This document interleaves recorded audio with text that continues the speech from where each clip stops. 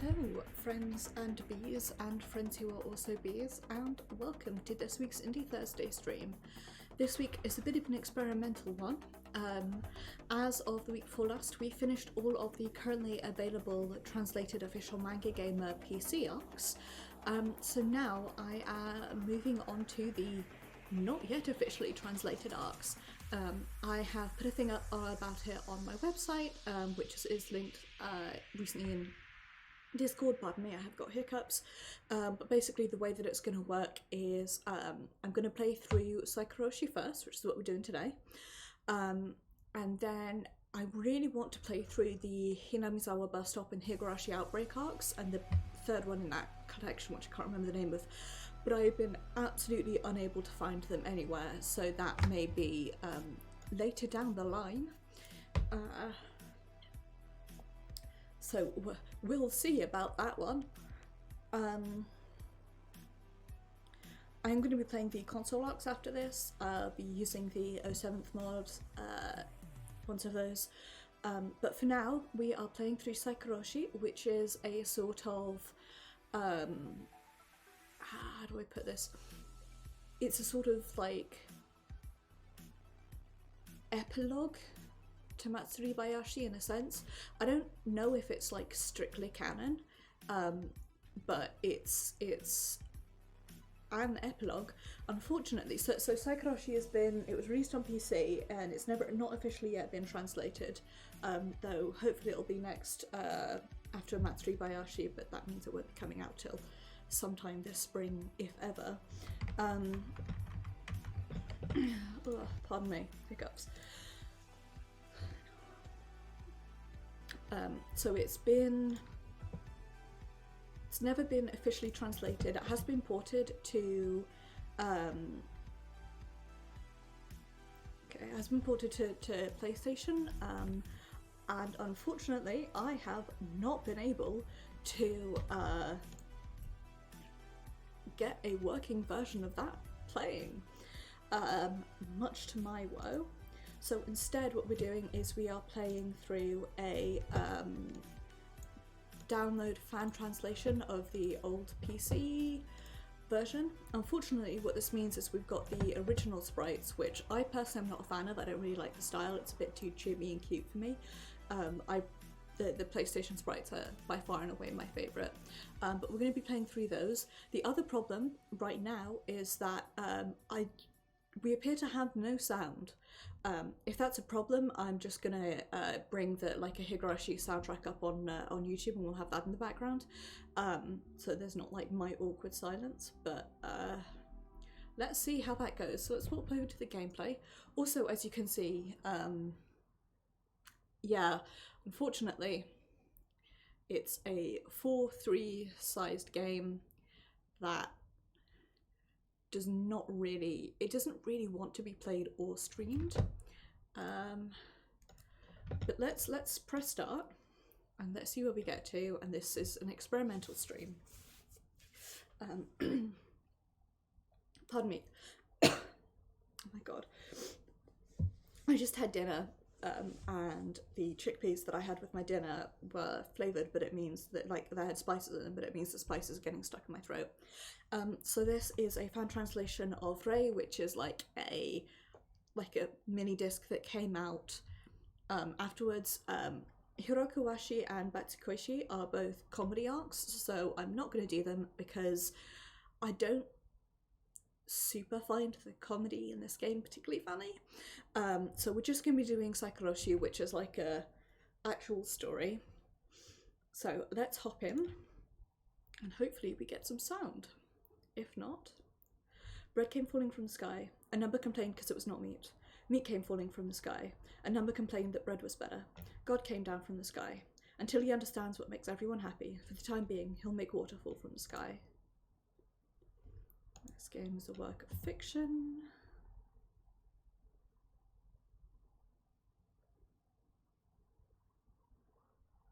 The cicada's cries are getting louder and busier with each passing day. That eternal June was abnormally hot. In spite of it being June, it was already hot enough to make you believe that summer had arrived. Right.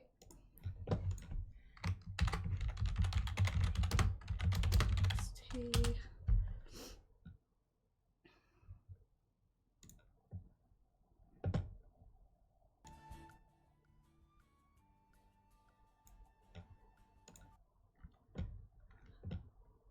God bless you, person who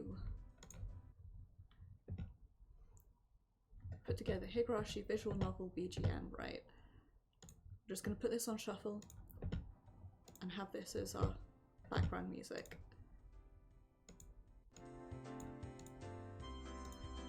It's too loud.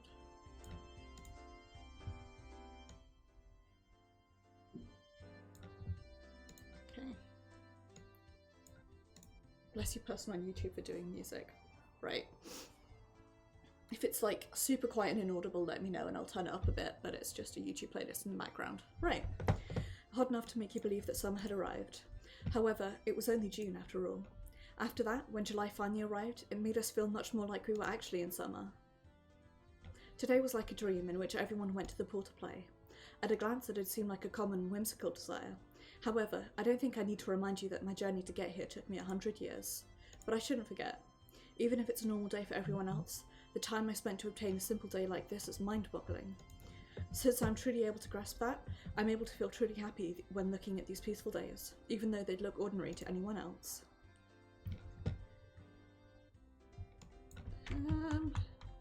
Why did I, right. Yeah, I'm not a fan of these sprites, but whatever. Yeah. Me and Sonozaki will forever regret not bringing a camera today. Oh, Reina doesn't need a camera. I've already burned that scene into my eyes. Hey, don't need to imagine it. You don't need to remember something like that. File your eyelids off so you can't remember them.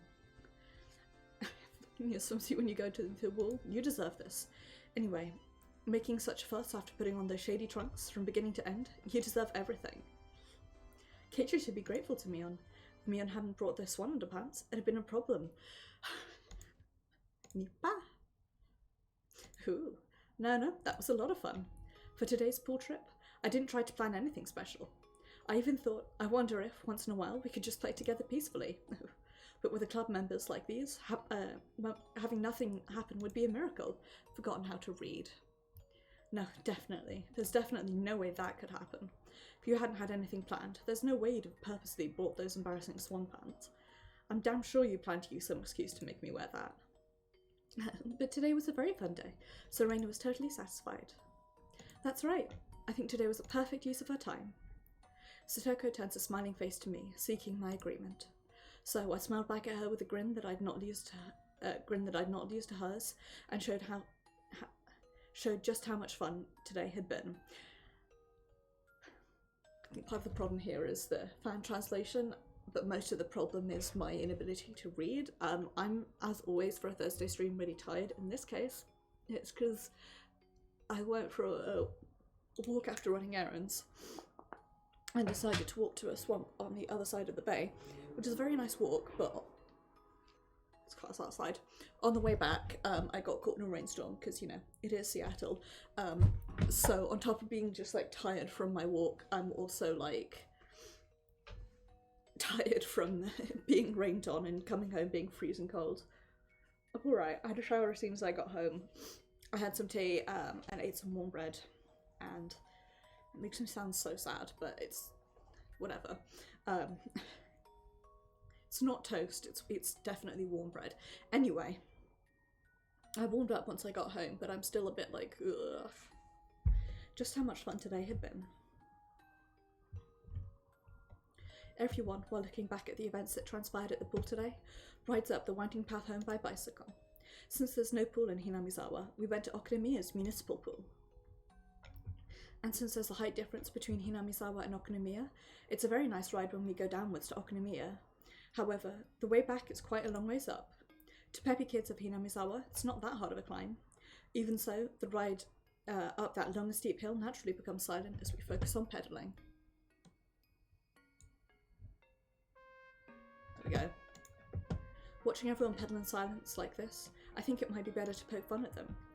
To me, poking fun at Satoko in times like these is so much fun you could even call it a career. I strongly push the pedals, and when I catch up with her bicycle, I poked the silently pedaling Satoko in the shoulder. What's that? Rika! Mian! After making fun of Satoko, I increase my speed. Naturally, Satoko also increases hers and chases after me. It's weird, like, I kind of... The redone, the, like, PlayStation backgrounds are... Like, the PlayStation backgrounds are nice. I really like the style of these backgrounds. I like that they're sort of photo edited and not quite so, like, anime-esque. They said having just used the PlayStation graphics for like the last year or however long it's been. I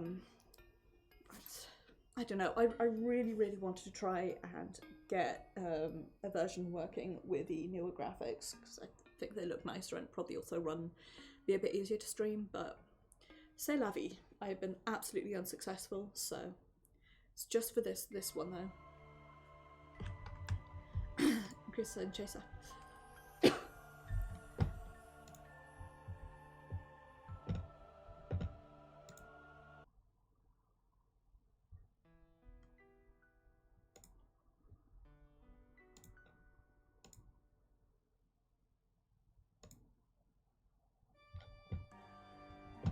I'm trying to find like non-horrendously dramatic music. It's not working.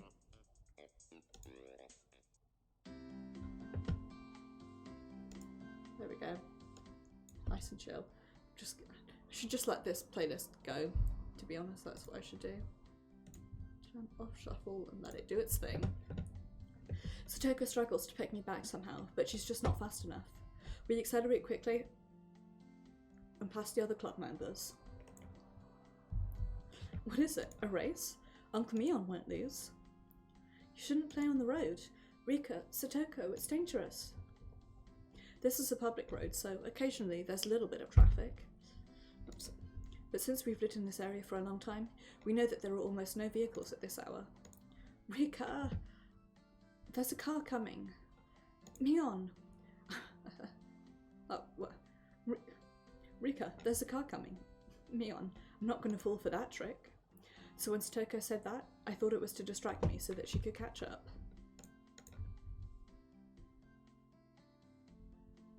A car horn. Hearing that, I realised that Satoko's warning wasn't just a joke.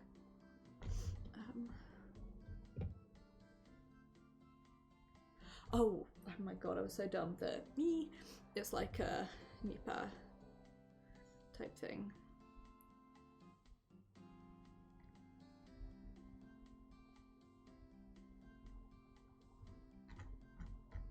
Okay.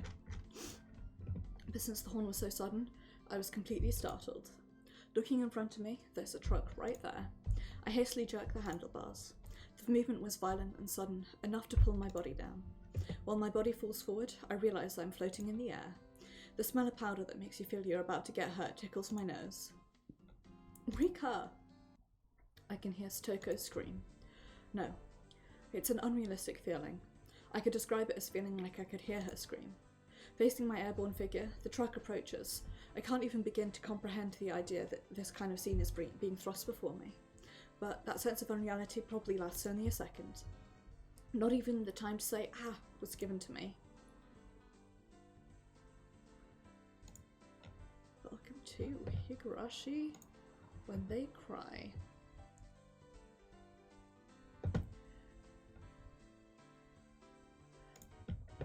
I can hear the cries of the cicadas in the distance.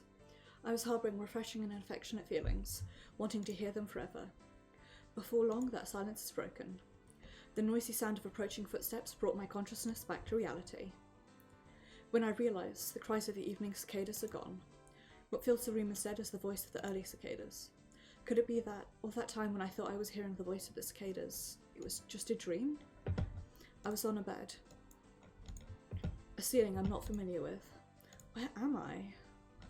There's a small desk inside the room and shelves of various medicines. A smell of medicine I remember. In addition, the merry voice of the children mingled with the voice of the early cicadas. I immediately understood. This place is school. I'm on the bed of the school infirmary. The door opens and Miss Chie shows up, and behind her is Satoko. Eh? My face becomes pale, because standing there was a face that should not exist. Are you alright, Miss Furude? I'm so relieved. I was really worried. The doctor from the clinic will arrive soon. Please, keep on resting there. What a relief. We were really worried. My face was already pale. In blank amazement, I gazed away at his face while he spoke words of concern. That was a person who should not exist in the year of Showa 58, 1983. Satoshi? Are you alright? You don't sound too good. Rest there until the doctor comes to see you. Leaving that aside, it's Toko Hojo. Where did you go? Oh my god, my poor throat. When Chie turns around to the corridor and screams, a sulky Satoko unexpectedly shows her face. I didn't throw it that hard. Furude is just making a big deal out of nothing. That's not an apology. Apologise to Furude properly. In Satoko's tone and mood, I felt a niggling feeling of discomfort. Looking at the circumstances up until now, you'd imagine that Satoko did something to me, and as a result, I was carried into the school infirmary. That's what it looks like. But didn't I fall off my bicycle on the way back from Okonomiya with everyone and lose consciousness? Come on, Satoko. Chie calls Satoko with a teacherly tone. Chie used to call Satoko as Miss Satoko before Satoshi disappeared, as it was a period when there were two people, Satoko and Satoshi with a Hojo surname. In other words, this is before June of Showa 1982.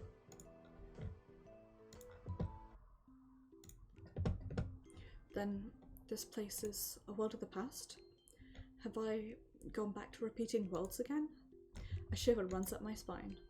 I jump past the barrier of June of 1983. I overcame after all that suffering, and yet once again I'm back to the world of the past. The dead end of Showa 1980. Jesus Christ. Okay, my brain is like sludge. The dead end of 1983, which I'd already challenged, finally defeated after more than 100 years. Will I have to defeat it again? Certainly, I did learn many things, and defeated fate through my power, but I had to count on lots of luck as well. There's absolutely no guarantee that, even after challenging the June of 1983 once more, I'll be able to defeat it again the same way. In other words, I probably was hit by the truck back when I was riding my bicycle and ended up dying. And then, just before dying and denying death, the world probably rewound. The way my memories were unrealistically interrupted certainly resembles what happens when I cross worlds. Then, once again, will I have to return to my very long journey? Can't be. Means, how dreadful can that be?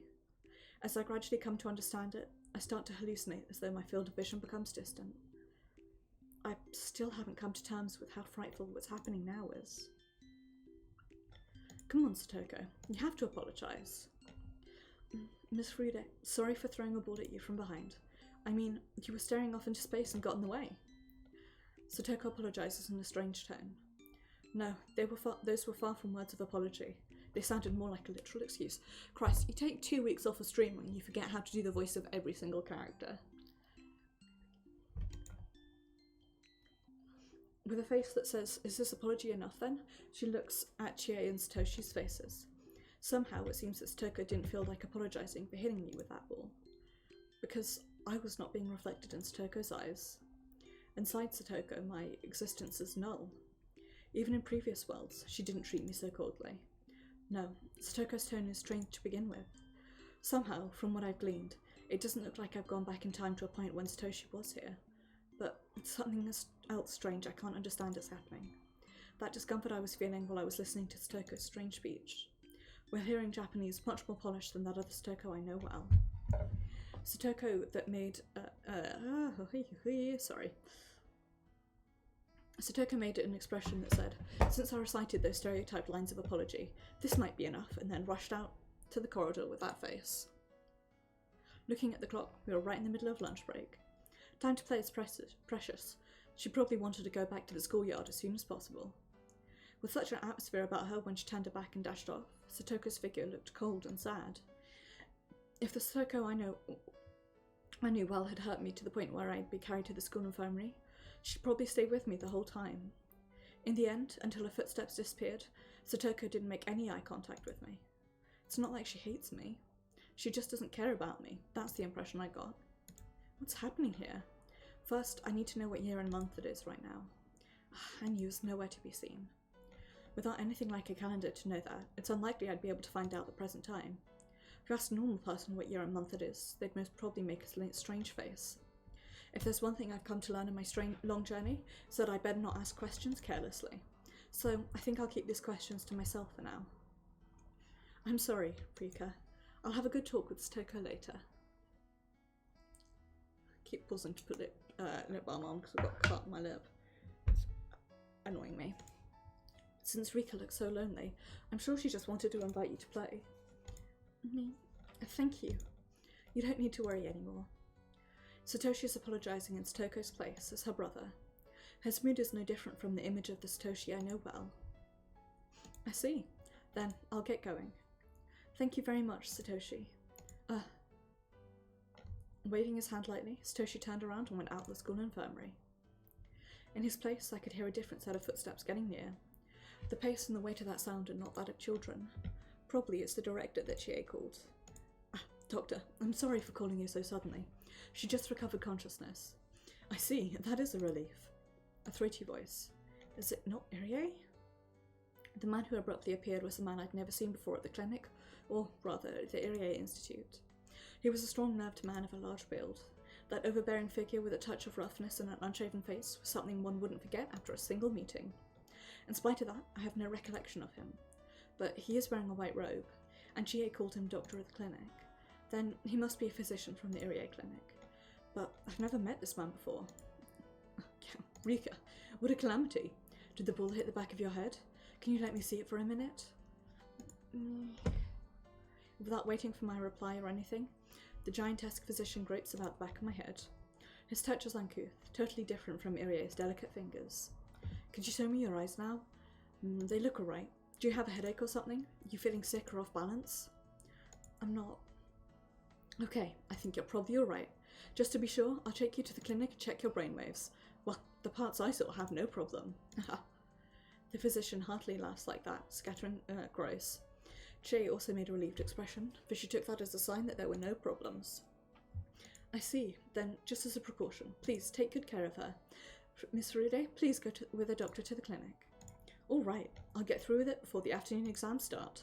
Well, let's go. Pushed by the huge and unpleasantly over-friendly physician, and without being able to wipe off the saliva, gross, I'm taken out of the school infirmary. I wonder what kind of world this is. From time to time, it just so happened that the rolls of the dice would be madly different and result in slight variations. However, this is the first time I see a world that makes me feel so intensely uncomfortable. I wonder if the dice are showing some rare result. It's amazing how it makes me feel so uncomfortable when I was thinking I knew way too well most of the events after repeating worlds for over 100 years. Aha. Sorry, that's what I...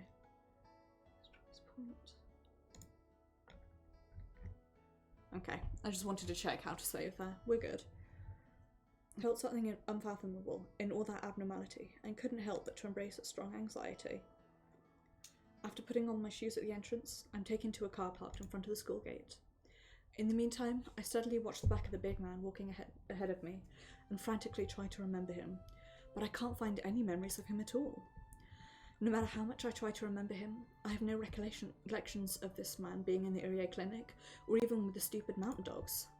Seeing that Satoshi is here, right now, it's before the June of 1982 without a doubt.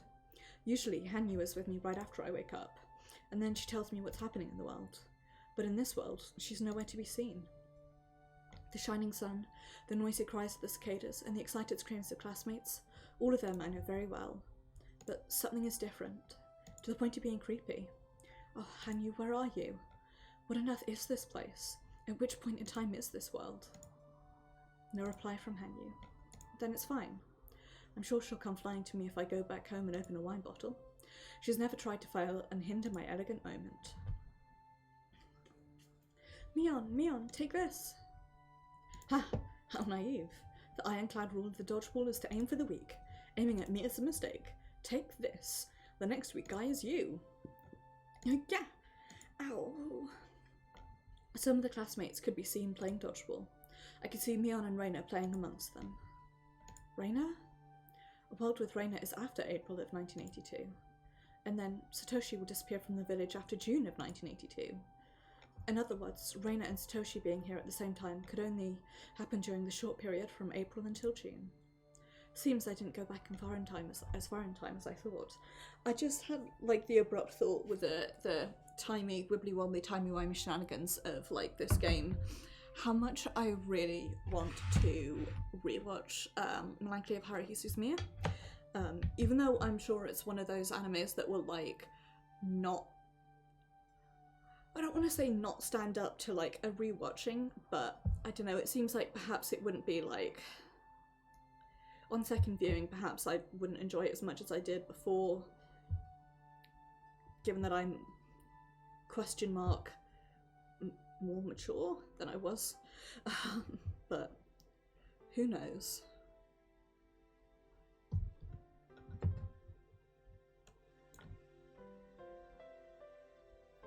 Sorry, I'm pausing to put various moisturisers on. Seems I didn't go as far back in time as I thought. However, it doesn't change the fact that I'll have to repeat June of 1983. Will I have to go through those long and harsh days of battle once more?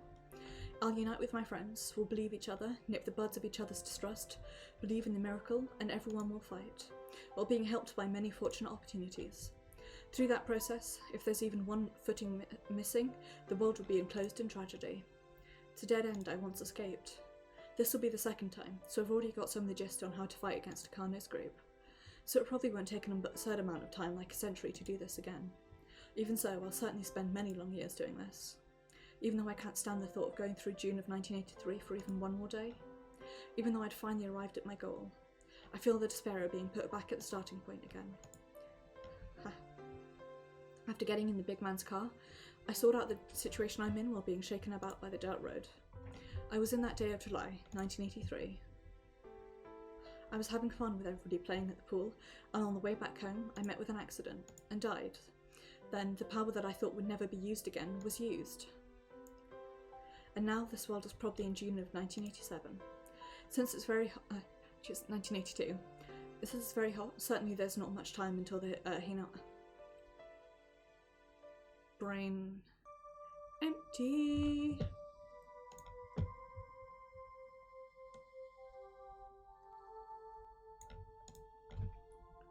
There's certainly not much time until the festival. That means that the countdown for Satoshi's disappearance has probably already started. Earlier at the school infirmary, he spoke words of concern to me, but deep in his heart, he's most likely starting to be controlled by a darkness he can't wipe out, afraid of the footsteps of the terminal stage he can't escape.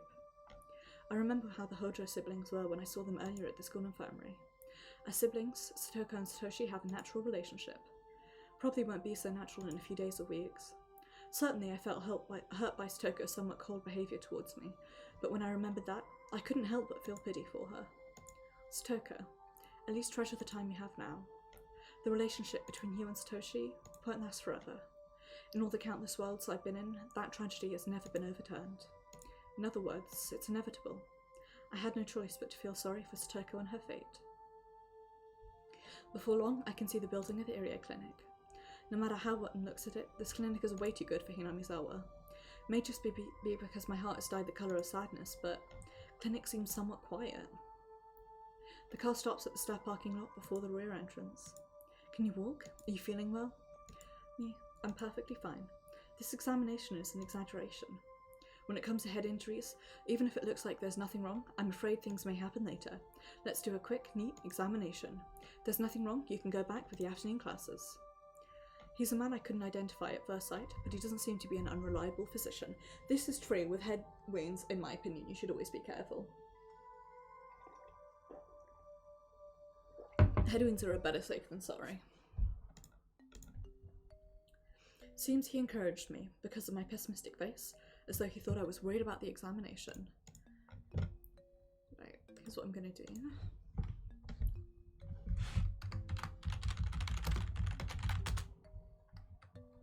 Never mind. Sorry, trying to sort out this background music nonsense. That was an encouragement for the wrong reason, but just knowing he's not a bad man is enough. The air inside the clinic had an unknown smell to me. The clinic and room arrangement I know are certainly the same, but the atmosphere here feels different somehow. It's completely old-fashioned and, how should I put it? Hi, oops. Hi, Pixie. Thank you. I hope you are doing well. Enjoy your break. I hope you have a good time. And I hope you get lots of rest. Look after yourself.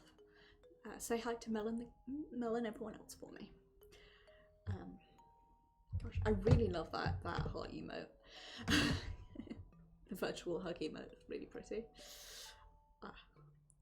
My weakness, once again, for rainbow gradients. Sorry if you heard a bus there, it's my phone. Right. How should I put it? It feels unclean. And I don't know the faces of any of the nurses passing by. The only faces I knew were those of the elders of the village pleasantly talking while watching TV in the waiting room. My, if it isn't Rika.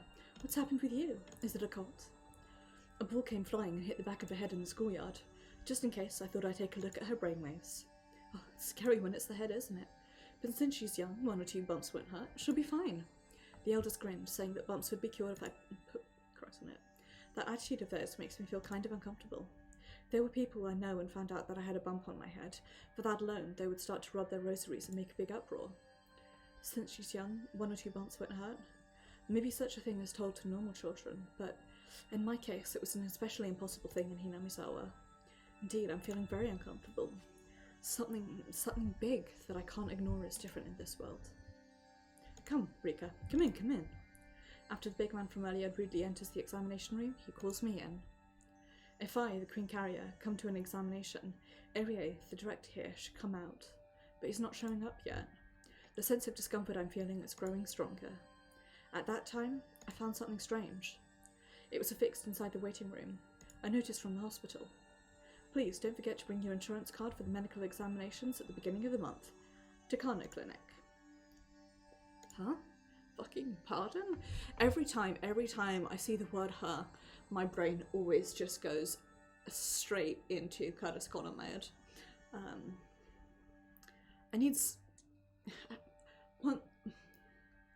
like, I know the iconic Curtis Connor thing is the clap folks, but the thing of his that I always remember most is the huh? Fucking pardon? I really like Curtis Connor. Gender ready. Takano Clinic? I looked around between the many other notices affixed inside the waiting room. At the end of all of them, the words Takano Clinic are written.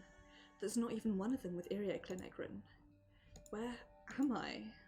Rika, come in. We don't have time. Hurry up. I could hear a throaty voice from the waiting room again. Ignoring that voice, I rush outside through the front door. Why? Because I want to know the name of this clinic. Takano Clinic. Even though it's just like the Irie Clinic I know well. The answer to the discomfort I was feeling intensely since some time ago was right there. Where is this place? I feel weak. I sit down gently, and while looking up at that name I've never heard of before, all I could do was stare in blank amazement. I don't know how long I remained like that. Soon the big physician from before and a nurse come running. They asked me if my condition got worse all of a sudden, but without giving an answer, I'm depressed and completely indifferent to them. So, half carelessly, I cover up by saying that I was just feeling a bit dizzy. However, they seemed to think that the dizziness was some kind of symptom. After holding me up, they carried me into the waiting room, attached computer terminals for measuring brainwaves to me, and told me to rest. Oh, it's really nothing. I ended up falling down when I thought about running away because it was a bother here, that's all. The doctor will decide if it's nothing or not. Rest there until I say you're alright, okay? I feel like the more I talk back, the more it'll complicate things. I decide to follow his orders obediently for now, just so that I can let the situation pass. Doctor, is there a doctor called Irie here? Huh? Who are you talking about? Dr. Irie? Irie? Is that Rika's attending physician? From which hospital? Our talk didn't turn out well at all. In this world, Irie doesn't exist. Maybe he didn't do much compared to the great and flashy efforts of the other adults like Akasaka and Kasai, but his existence was extremely important. Really was. Without his determination to sever the chain of sadness created by Hinamizawa syndrome, we could never even say that Hinamizawa would be free from its 1,000-year curse. That Irie is not here. Irie was the only ally that knew that I was the Queen Carrier, and he's not here. It's Toko's uncomfortable tone. In Irie's absence, my only ally in Tokyo. Certainly, some creepy dice result was giving me ones. In that case, in spite of my ally Irie not being here, at least Takano should be pulling the strings as always, right? When a bad result comes from the dice, it tends to spiral into a torrent of despair. Dr. Takano died a very long time ago. It's thanks to him that such a splendid clinic was built in this village, so the clinic was named after him. I never met him, but they say that he was a great and splendid doctor. Splendid doctor, you say?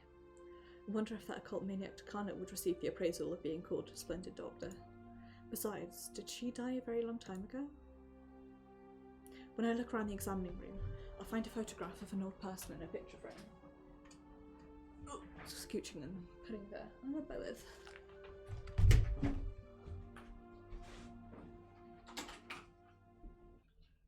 Abruptly struck me that maybe the reason that my room is really chilly is because I forgot to close my window earlier when I came back from being rained on. I found a photograph of an old person in a picture frame. There, it was clearly written, Chief Founder, Hifumi Takano. Hifumi Takano? If I'm not mistaken, wasn't that the person, the man that Takano respected and called her grandfather? He was the first to discover Hinamizawa syndrome, but he didn't have his thesis recognised by anyone and supposedly died in despair. Taking his regrets into consideration, Takano soon becomes strongly determined and builds a future so solid one could call it fate. And what about that Takano? Takano with the bird kanji Taka? Isn't Dr. Takano written with the kanji for heights? I don't know that person. There's no nurse by that name either. Is it an old nurse who retired before I came here? I don't think so. She's a young woman.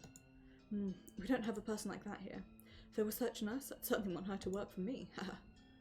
By the way he was heartily laughing, it didn't look like he was lying at all. This man was telling the truth. Then, even Takano isn't here? Irie's not here, Takano's not here. The Irie Institute's director and head nurse are not here. What does that mean? Then, who is the director here? I see. What about the mountain dogs? The Irie Institute is, after all, a research institution. Wouldn't be established without them to act as its hands and feet. Is there a landscaping company by the name of Okanoge Landscaping? Eh? Landscaping? Who knows? Never had any landscaping done after all. Hardly know about that. Where are they stationed? I thought they had an office in Oknomiya. Then you should try to check the phone book later on. There are some people who don't put their phone number there for privacy, but if it's a company, they usually mention there. Could it be that, in this world, the Irie Institute does not exist? In other words, the dead end does not exist to begin with? I don't understand what's going on anymore. Which dice is giving me a 1 and which dice is giving me a 6? No, in the first place, is this strange world even the result of the dice? In the first place, the game board where the piece of meaning is currently placed is different from the one I know. Let's think a bit more optimistically. Perhaps it would also be possible that the person chosen by Tokyo was not Irie, but this man, wouldn't it?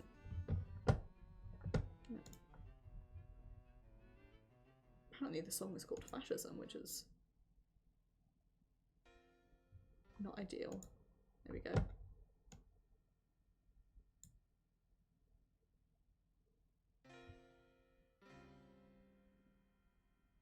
Let's have a nice piano track. God. I may have called the stream earlier than usual just because I'm genuinely really tired. Good lord. Oh no, I've got 3 at the doctor for 3 tomorrow, okay.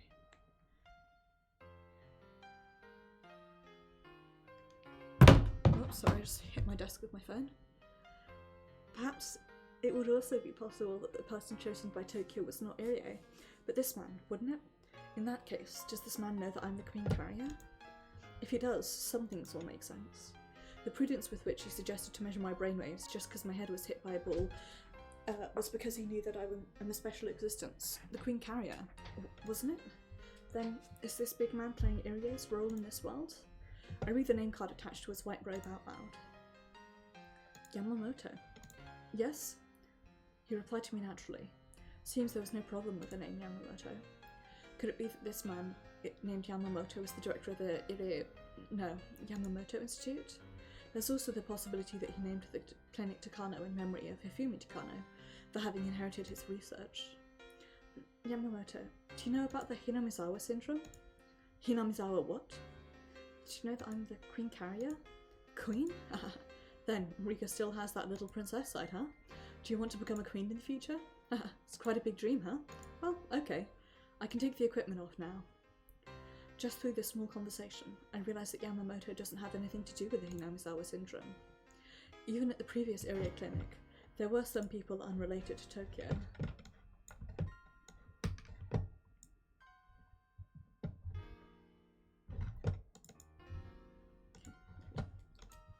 But they were mixed amongst the nurses and clerks in small quantities. Besides, the Queen Carrier came here being carried in. There are people related to Hinamizawa syndrome. They should come flying to me. And then the fact that Yamamoto, who came flying to me, doesn't know who I am. What does it mean? I strained my ears, trying to hear where Irie's frivolous laughter would come from, but all I could hear was the sound of the goldfish tank motor and a voice from the TV that could be heard from the waiting room. In this clinic, the figure of the maid man who had ulterior motives in his medical examinations is nowhere to be seen. This was an uncomfortable place, whose dust and smell of medicine only made me feel discomfort. I understand. This place is not the clinic I know. This wasn't just a sense of discomfort anymore. It was a clear fact. When Yamamoto, who had left his desk before he returns, informs me I had absolutely... When Yamamoto, who had left his desk before, returns, he informs me that I had absolutely nothing abnormal in my brainwaves. Your health is perfectly fine, so you can go back to school now.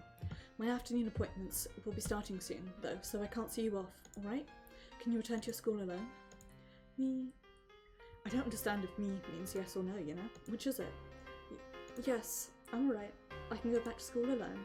I see. Then you best get going.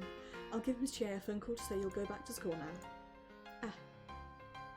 Looking at Yamamoto as he picks up the phone receiver on the desk, the calendar on the table placed sideways catches my attention. Year 1983. June. Year 1983.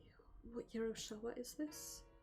When the Pacific War ended, it was the year 45, Showa 20, so subtracting 45 from 83. Oh, I'm weak at subtraction with borrowing. 83 minus 45 equals 38.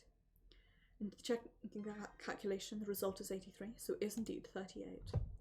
Adding the 20th Showa to that, we have 58. Showa 58. June? Isn't that the same date I was living in until just a while ago? The stream may also be stopped earlier than planned because we're not even an hour in and my throat is already hurting. But, hey? It's absurd. It's Showa 58 and Satoshi is here? Furthermore, Irie isn't here, Takano isn't here, Toko is acting strange, and Hanyu isn't here? Where is this? Hanyu, where are you hiding? Hurry up and show up saying ow ow, and then tell me what kind of world this is.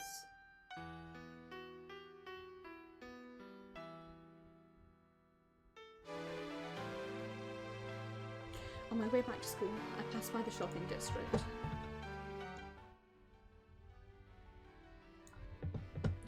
The row of shops is absolutely no different from what I know, but for some reason, the signs of people are scarce and there are a lot of shops with the shutters down.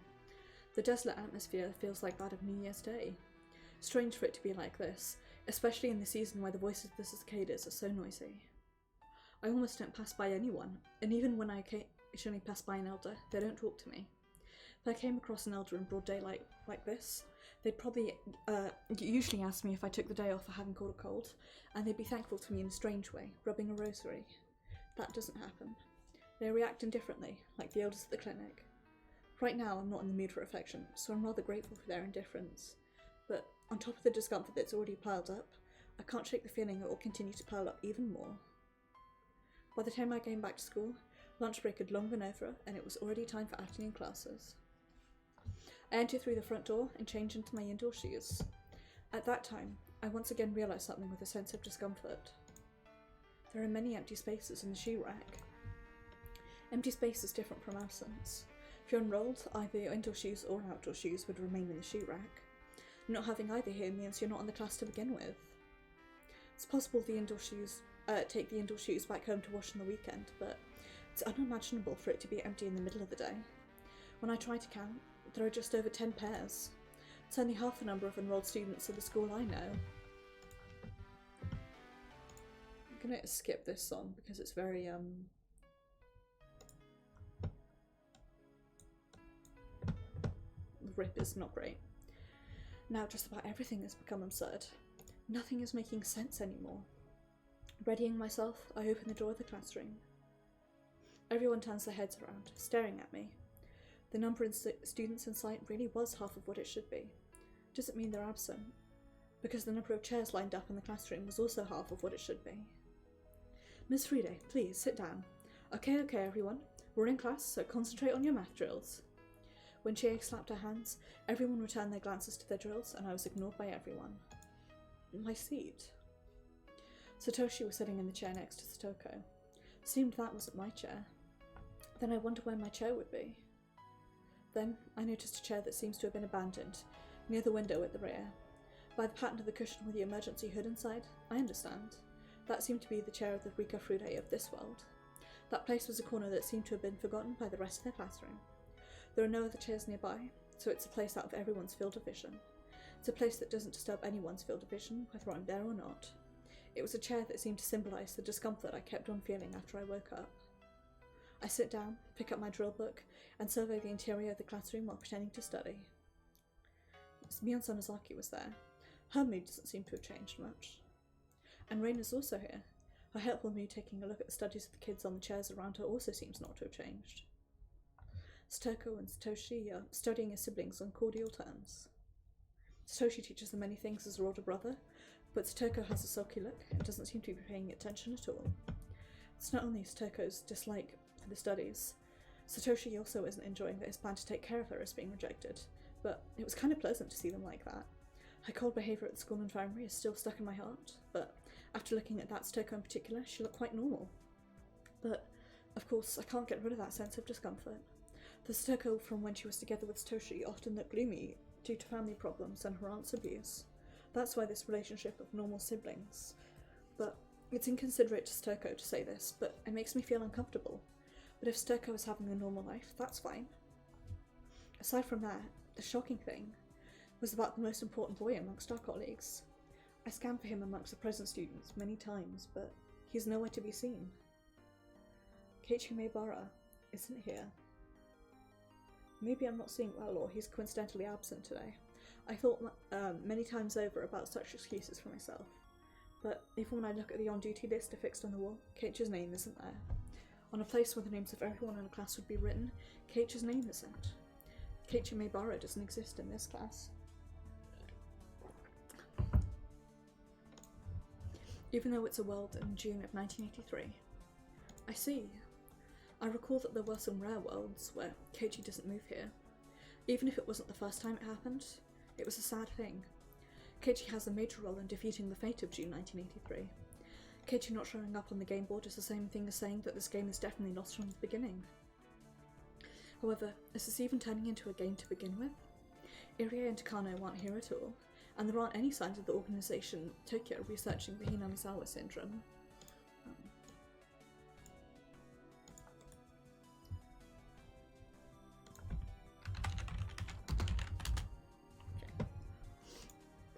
If they don't exist, then I don't have anything to fight against in this world. Right? There's no need to fight then. I mean, in a sense, it means that even Keiichi's absence isn't a problem. No, in that case, there's no fate from the June of 1983 or dead end from the start, and, in short, does it mean that the fate so solidly formed by the power of Takano's strong will, to the point of one being able to call it certainty, in this world, due to 1,000 dice showing once, resulted in a different fate? Apparently this song is called Dances, which is appropriate. I don't understand anything anymore. In the first place, I wonder if this is the world I can explain with the results of dice. Where on earth am I? Someone tell me. Without being able to concentrate on class, I let my head fill with a languid cry of the cicadas and discover that I still can't get rid of.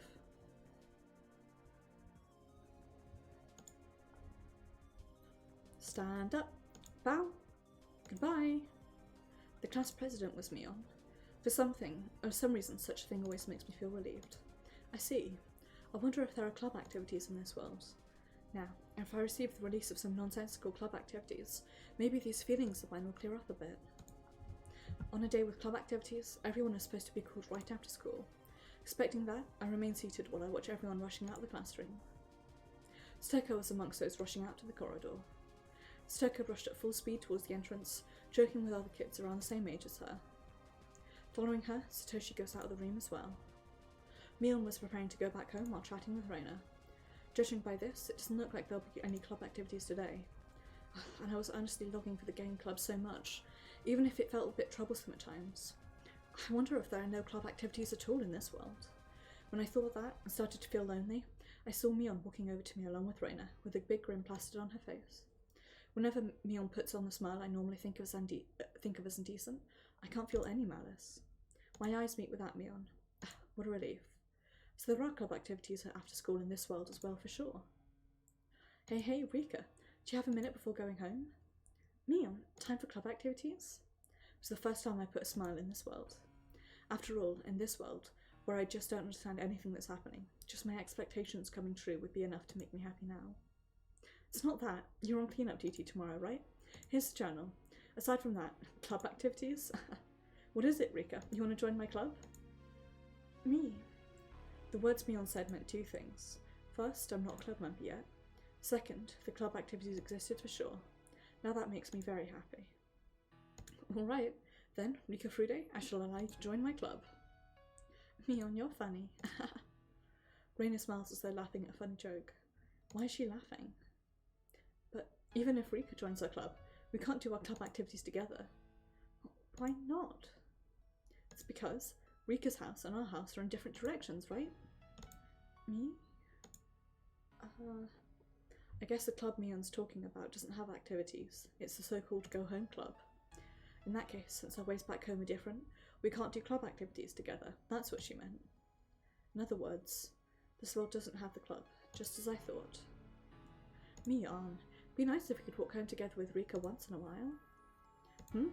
Directions are completely opposite, aren't they? I wonder if you could do it once in a while, I wonder. Knowing I'd come back home alone, Reina proposed to come back home together with me. Her kindness is the same as that of the Reina I know well. There are no club activities, but Mion and Reina will still Mion and Reina. Sorry, but I'll have to pass. I have to go straight home and go to work at my uncle's shop. Then let's have the after-school activities at the go-home club, just the two of us, Rika? Thank you, Reina. Yeah. I'm working out my voices slowly but surely. The three of us go towards the entrance. The only one whose outdoor shoes remained were us. The number of indoor shoes is smaller than I thought. That's right, I tried to mutter it spontaneously. Then Reina answered me. Sad, but it can't be helped. They say that if you seek shelter, look for it around a big tree. Then, sorry, but I'll take my leave now if you'll excuse me. Then, Reina, please escort Rika-chan. Rika. Sure. Reina? Yes? It's nothing. Reina was the kind Reina I knew well, but her name wasn't Reina.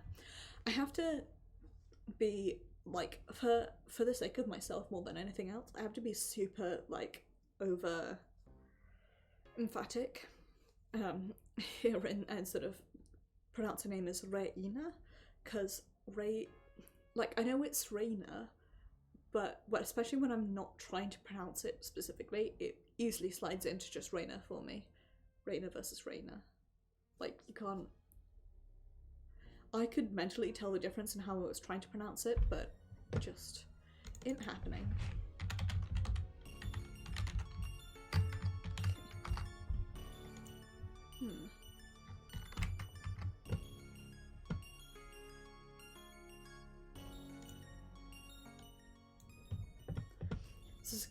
kind Raina I knew well, but her name wasn't Raina. Raina. That name is definitely Raina's real name, but the Raina of the world I knew did away with it. Does it mean that she didn't cut her ties with the name Raina? Or is the path she walked to this day different from that in the world I know? If I'm not mistaken, Raina's convinced that she's responsible for the divorce of her parents and strongly hates herself. And then, after turning her life and herself into a mess, she parts ways with all that, and as a way to start a new self, she changes her own name to Raina, so it should be. Did it not happen? And what I realised from the conversation of now was not only that. Regarding the number of people in class, when I said the number of people in class was small, they behaved as though there was a reason for that. In other words, the class in this world didn't have this number of people since the beginning. It decreased until it reached the present number. Mion starts running home, and I'll go home together with Raina. When I crossed the schoolyard, I could see Satoko playing zombie tag with the others in the yard. God, on top of everything else that's happened, I've got a cut in the bottom of my mouth, which A is really annoying, and B, I don't have any bloody mouthwash. There's a brand of mouthwash, Cordyceil, something like that, that I used to use in the UK, which was a vial. It tasted like hell itself, but it cleared up any cuts within your mouth or cold sores or anything like that very quickly. I have to do some hot water later. Are you looking at Satoko? Me. Even with her name changed to Raina, she was as sensitive as ever to these things. I think Satoko didn't hit you with a ball with ill intentions. Forgive her, okay? I didn't think that way at all. Raina speaks like that in order to smooth things over. Sounded as though Satoko and I normally had no friendship. So I'll try asking. I wonder if Satoko and I aren't friends. That's not true. You're good friends from the same grade. The way she said it was enough of an answer. With this, I can already understand Satoko's cold behaviour in the school infirmary. In this world, Satoko and I really aren't friends. That might be the truth. After all, if Satoshi is well, Satoko will spend much more time with him. The reason Satoko and I became what you could call close friends was because when Satoko became all alone, I invited her to live with me and we started to live together. Of course, we were friends even before that, but our relationship was much weaker than in 1983. Maybe our relationship was nothing more than me occupying Satoshi's vacancy after all. Think about that. If I imagine an if situation where Satoshi's present in 1983, maybe this would be a natural occurrence in that future. I stubbornly look at how Satoko has fun playing. Having so much fun playing with the other classmates, there was no way Satoko would notice me going home. I'll stop thinking so deeply into this. Compared to the real world I fought for, this world is nothing but defective words. I don't need to understand such a broken world after all.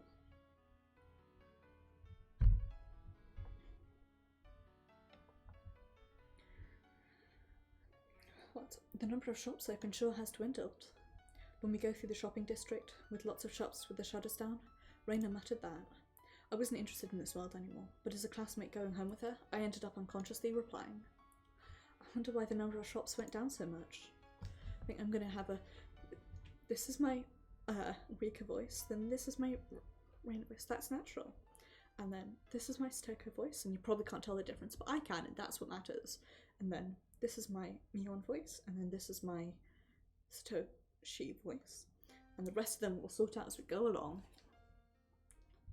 That's natural. After all, they're only able to do business until next year. On the other hand, the number of customers coming is also decreasing. It's not surprising that people are closing up shop early. Why can't they do business beyond that point? Can't be helped. It's the eviction. Eviction? It's a pity, but it can't be helped. Besides, even if the village sinks, it doesn't mean that our souls raised in this village will sink with it. I'm taken aback upon hearing that. Could it be that... No, possible. Even in usual worlds, talk of Hinamizawa's thinking under a lake always showed up, but thanks to the Irie Institute's work behind the shadows, the project would be withdrawn.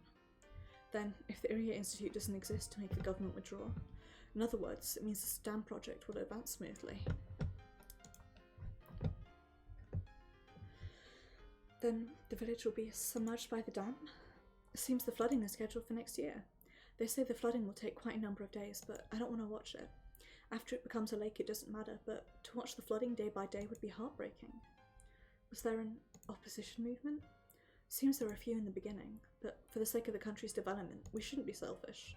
I don't know that much about it, but it seems the citizens all took part in the negotiations. The dam war I'm being informed about by Raina. No, in this world it didn't even become a war. The arguments concerning the dam were completely different from that of the world I know. I like how none of them seem to be questioning that, like, at least Raina's not questioning that Rika's asking all these questions, but that's Raina for you, I guess. She is, like, preternaturally prescient.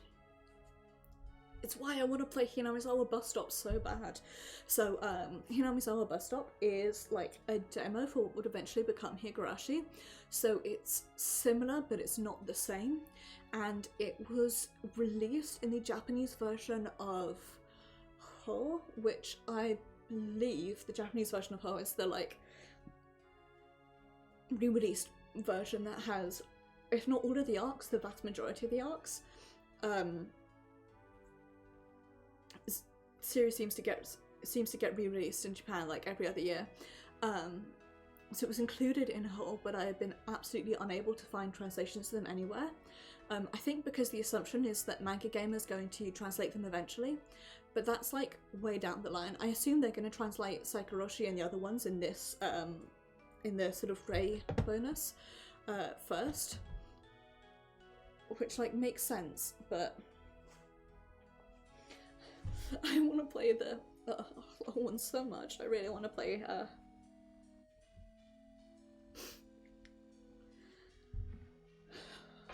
I do. I'm just also gonna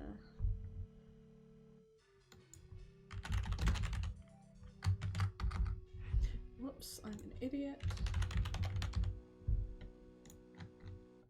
Okay. The Hinamizawa Dam project was announced just like in the world I know. The relationship between the government seeking eviction and the residents refusing it gradually became stormy, and eventually the breaking point was reached. Things escalated into the dam war at the marsh.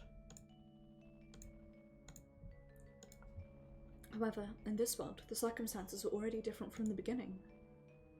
Early on, the relation between the village and the government was indeed stormy, but it seems it was soon resolved. On the occasion the Sonozaki and Kimiyoshi families negotiated with the government as representatives and complied with eviction, they managed to obtain a commitment where the government will pay a compensation of a large sum. After that, the three great houses in the village had a conference. The fact that nobody wanted to lose their home was the same here, but to the villagers you couldn't exactly call prosperous, the compensation money from the government was by no means small. The people grew anguished. If we abandoned the land, we'd be cursed by Oyashiro-sama, they whispered. However, the head of the Fude family, my father, declared that if we build a new shrine for Oyashiro-sama and don't forget to respect him, he wouldn't curse us. Even though there were some objections, the elders eventually agreed to it after a few years. Besides the compensation they demanded from the government, the moving of the Fude shrine, the cemetery and the symbolic trees, and also the destination, oh my god, I'm so brain dead. Besides the compensation, they demanded from the government that the moving of the Fude shrine would be moved alongside the cemetery and symbolic trees, and that the destination that it would be moved to would be renamed Hinamizawa. If all of that was satisfied, they'd consider complying with the eviction. The government agreed to these. They proposed a preferential move right into the public district being created inside Shishibone City. As for renaming the town, they'd considered to the maximum the proposal of the citizens and also agreed with moving the shrine in the cemetery. In other words, even though years of strife had passed, in this world, the dam war doesn't happen and things were settled through a conference, and the villagers agreed to the dam project. I hear that regular construction on the dam had already started several years ago, and on the village's larger roads, construction vehicles come and go incessantly. And then, with deadline for the eviction established as being the end of April next year, there are already many families starting to move without waiting for the deadline. Dusty posters were attached to the shutters of the closed shops. On them, it was written, "Thank you very much for your patronage during all these years." Occasionally, I also found posters with dam opposition written on them, but they were very weathered, silently indicating that the dam was already something that was long ago. Looks like not all the kids from our school will go to public residences. Looks like Toko's families will move elsewhere. When I think that I'll only be able to see all my friends until next year, I feel kind of sad. The village we were born and raised in, sinking under a lake, is really heartbreaking. But after knowing that, I thought that the classmates who wholeheartedly played today were really strong. And then the fact that the dam war didn't happen must have affected many other things that would start from there. For example, the relationship between the Sonozaki and the Hojo families. In the early days of the dam war, the Hojo family declares support to the dam project and opposes the Sonozaki family, and for that they end up as a scapegoat to the village for a long, long time. But in this world, that conflict doesn't happen, so... Satoko's family? Well, I think they're normal, you know? I don't think they have much interaction with Mion's family in particular. Does Satoko get along well with her family? You mean her father? Even without the problems accompanying the dam war, to Satoko, the existence of her father-in-law injured her heart. Father-in-law is not the right word here, it's stepfather, but you know.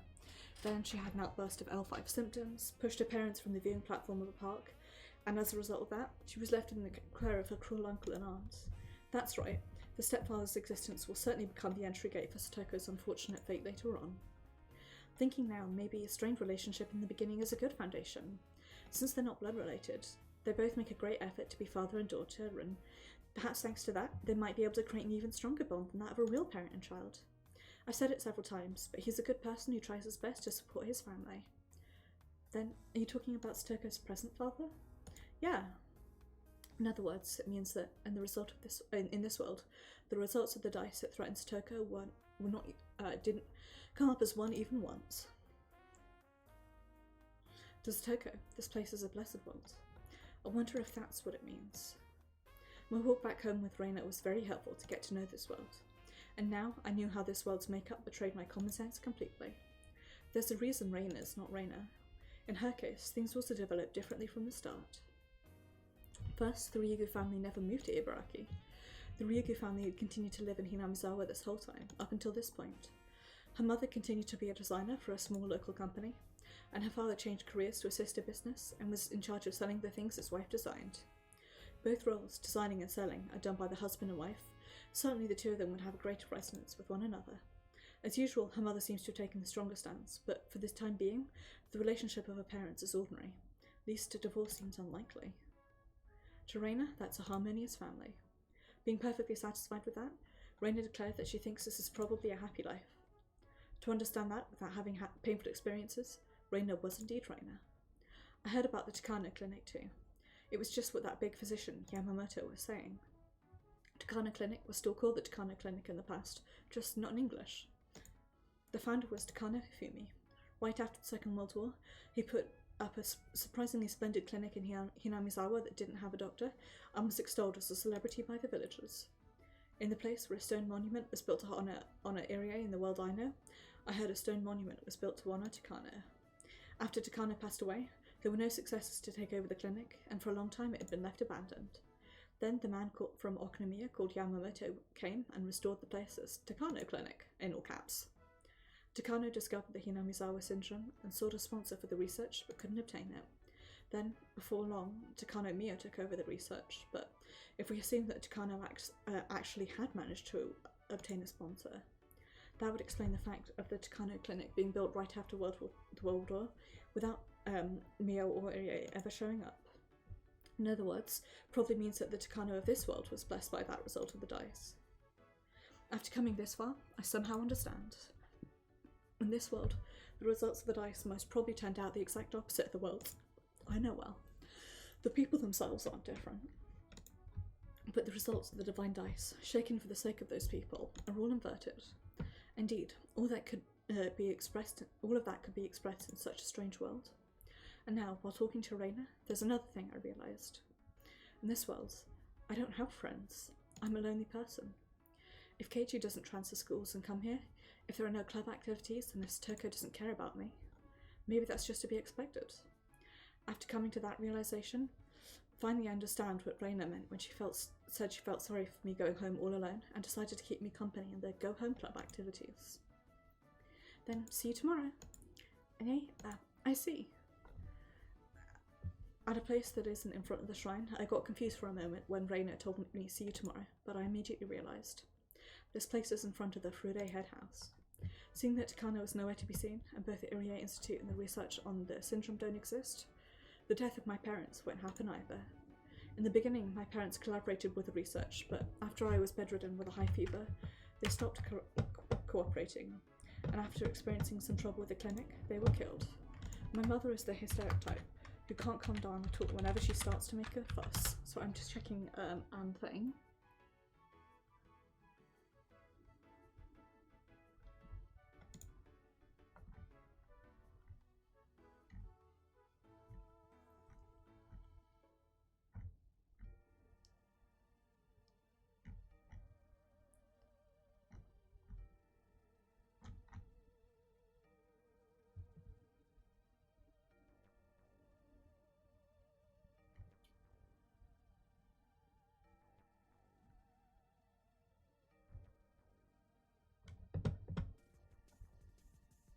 Okay, sorry, I was checking a thing, trying to work out roughly how long this is going to take. So, let's see. My mother is the hysteric type who can't calm down at all whenever she starts to make a fuss. God, having to like manage the audio for each song is a real pain. Just saying. Since she starts to make a fuss, it's natural for the Irie Institute wanting to advance Since she starts to make a fuss, it's natural for the Irie Institute, wanting to advance the research in secret, to want to seal her mouth. She knew the Irie Institute was a shady existence, and yet she took that kind of attitude, so to an extent we could even say that she reaped what she sowed. At any rate, no matter how many times I started over and warned them, I couldn't overturn their fate, so I'd already resigned to the fact that my parents would retire from the game board in Showa 56. Besides, I've repeated things many times over. Since I've seen my parents' faces for many decades, I got fed up with them. Our relationship wasn't good from the start. Those parents of mine are here, in the world of June of 1983. Let's meet again tomorrow. Bye-bye. Goodbye. Nipa. I see Raina off and look at my real house. Could see my mother beating dust out the cushions as they dried in the garden. Even being an existence bound to disappear in the normal world, in this world, she's remained here the whole time. Didn't know how I should approach her. This is really weird because, like, it's an alternate world where everything seems happy, but I guess because we'd be having the story told to us from the point of view of, like, Rika, who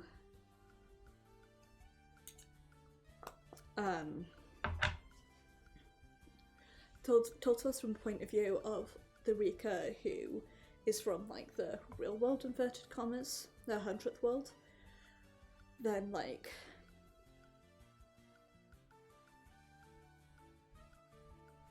this is weird. It's all uncanny valley. That's the way that I describe it. It's a very uncanny valley. Rika, welcome home. I'm home. Wash your hands and rinse your mouth. Then get the textbooks you're bringing tomorrow ready without delay. Didn't you have any homework? I'm shocked. This was my mother. To be honest, I'm not intimate with the Furude family. They are my real family, but to the current me, to say this place is my home makes it feel like I'm only halfway to Showa 58 in a cage of time, where I await the day of Keiichi's transfer in a melancholic stupor. But Keiichi won't transfer, and my parents don't die either. So in other words, the me of this world can never leave the cage. But isn't it strange to think that? Seeing that dead end of fate is no more. Victory and loss, fate and miracles, none of these exist. This is my home. Nothing more, nothing less than that. I go towards my room, drop my bag and take a deep breath. Hanyu usually appears when I'm all alone, but she didn't appear in this world. The heck? Just how long does she intend to live around? Hurry up and show up. I want you to send me back to the former world. I really understand perfectly that this world is a strange world full of ifs. I'm already tired of exploring abnormal worlds. However, Hanyu doesn't appear. That's right. I've often found Hanyu alone in the ritual tool shed. Gonna skip this song because it's kinda...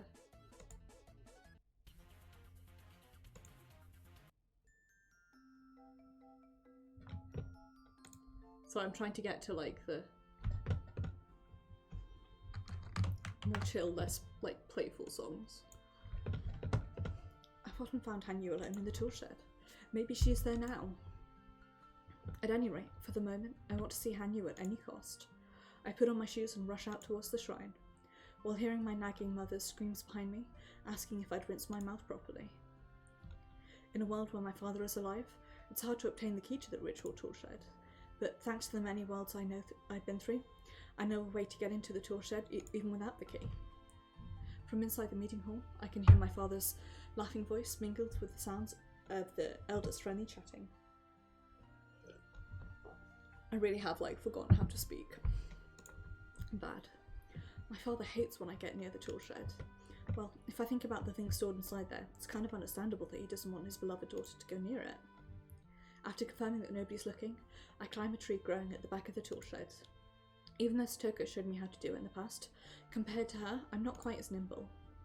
At any rate, I obstinately crawl my way up and jump from there to the roof of the ritual tool shed. It's a bit scary when I jump like this. I'm really high up off the ground. Not even a witch who's lived 100 years could fall from this high up without incident. If I'm remembering this right, a latticed window in the roof should be broken and it should be possible to pass through here. This world betrays my expectations diametrically. I even came to think that perhaps it won't be possible to go in. But the place that Satoko told me about in the past was broken exactly as she said, and it seemed to be possible for a child to go in. Even having such a tiny little thing be the same as relief. At this point, I'd probably even feel relief from the sun sinking into the west.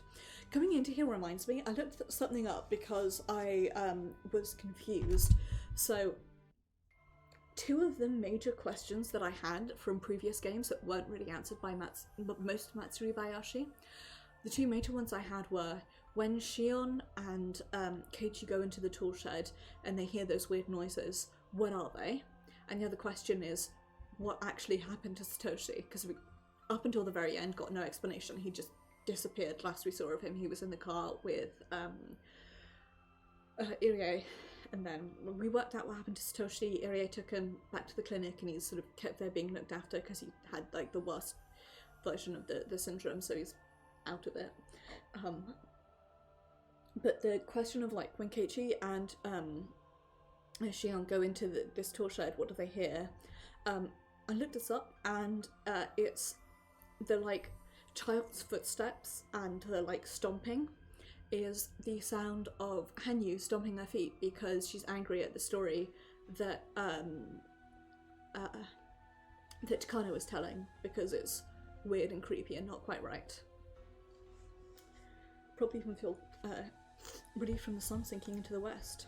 After all, in this world, even the sun sinking in another direction could happen. That's right, this uncomfortable feeling of having to doubt everything is a creepy feeling similar to vertigo. Hanyu? Hanyu, are you there? No reply.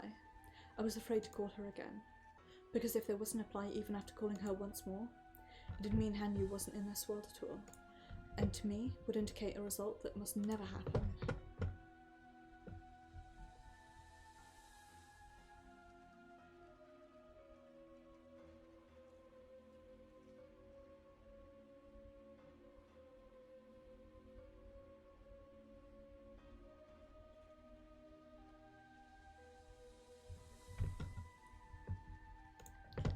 Distracted, as always.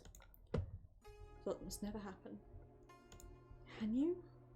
Hanyu! At that time, I felt something like a sign. Something I couldn't describe. It was a sign of a supernatural being. Certainly, only I'd be able to perceive it. A sign of Hanyu. If I call her, Hanyu will be sure to answer me. What would it mean if there's no answer? But she's here. She has to be here. I couldn't help but to thrust my head inside from up on the roof.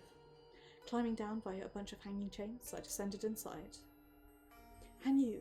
Hanyu! Where are you? Answer me! Rika! Rika! Where are you? Now I could hear it clearly. There's no doubt. Hanyu! I'm here! Where are you? I can't see you at all. Rika! Rika! Answer me! The thin voice of Hanyu sounded as though she couldn't hear my voice. I'll search for a place where I can hear her a bit more clearly. And then, before I realised, I was at the altar in front of the Goshintai. Author's note, object believed to contain the spirit of the deity.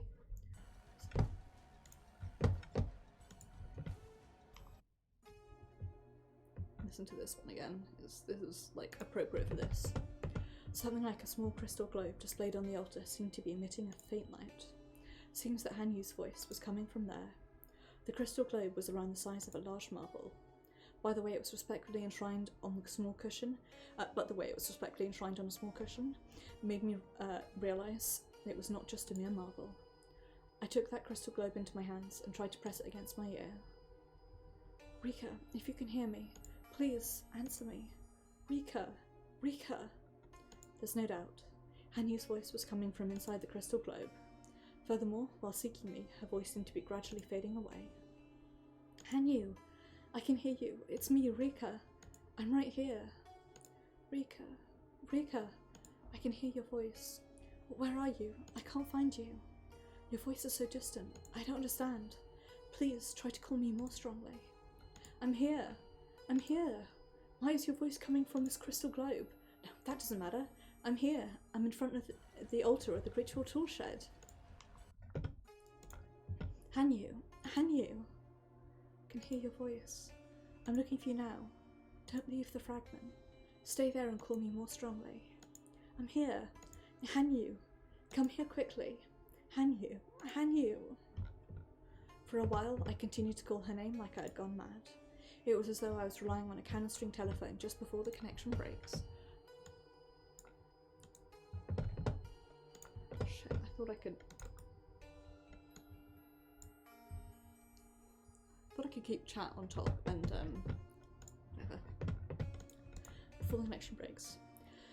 If Hanyu's voice ceased midway and I was left alone in the middle of the darkness of those ritual tool sheds, just imagining that was scarier than anything. So I screamed Hanyu's name over and over again, vigorously, as I was told. Following my voice, certainly Hanyu was searching for where I am. I don't know what kind of situation this is, but somehow it seems like Hanyu and I were separated by an immeasurably long distance. And now, with the light of the crystal globe gaining strength, I see that Hanyu was little by little getting closer to me. The light I felt shining faintly in the beginning now became as bright as a miniature light bulb, and I could identify its glow clearly. Rika, what does it mean? I can't enter the world that you're in. Huh? What are you talking about? The one who can't go anywhere is me. Whatever, hurry and come here. Take me out of this world. Rika, please listen to me. For some reason, your world refuses me. This kind of thing shouldn't be happening. There's nothing as worrisome as Hanyu, a supernatural being who's also a god, to be discouragingly saying this kind of thing shouldn't be happening when in an abnormal situation.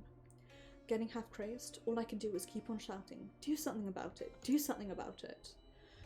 But there's nothing I can do.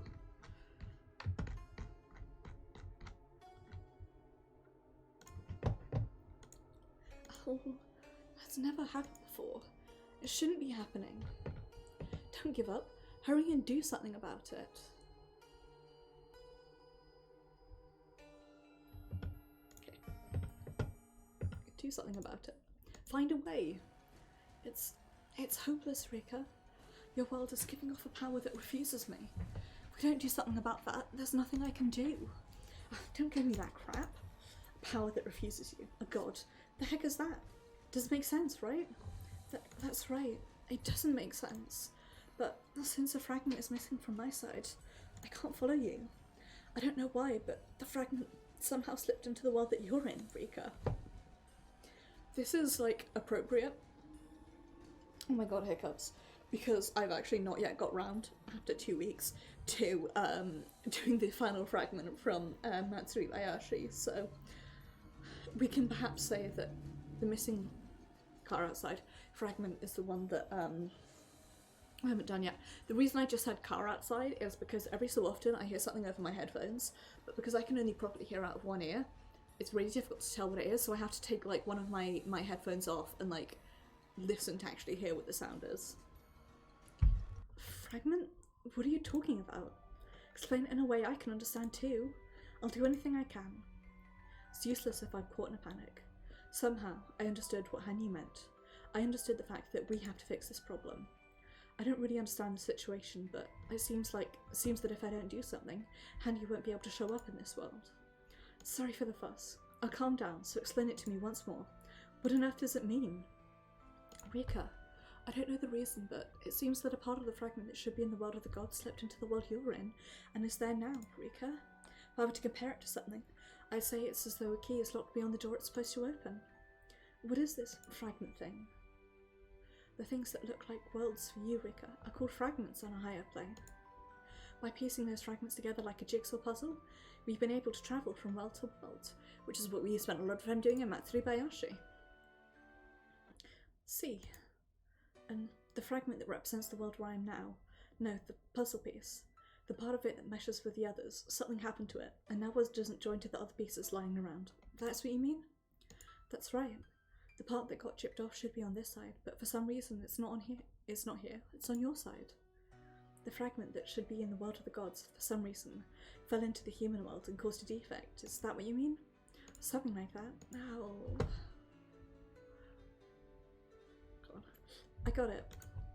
It means I should do something about that fragment. I'll follow your directions. Where is it? And what should I do with it? Oh. Ow, ow, ow, ow, ow. This is not a moment to be saying ow ow, you know? Where is it? That so-called fragment. The ow ow just makes me think of my friend's cat who sometimes says directly into the mic, "Mow wow." He's a very vocal cat. He loves to shout.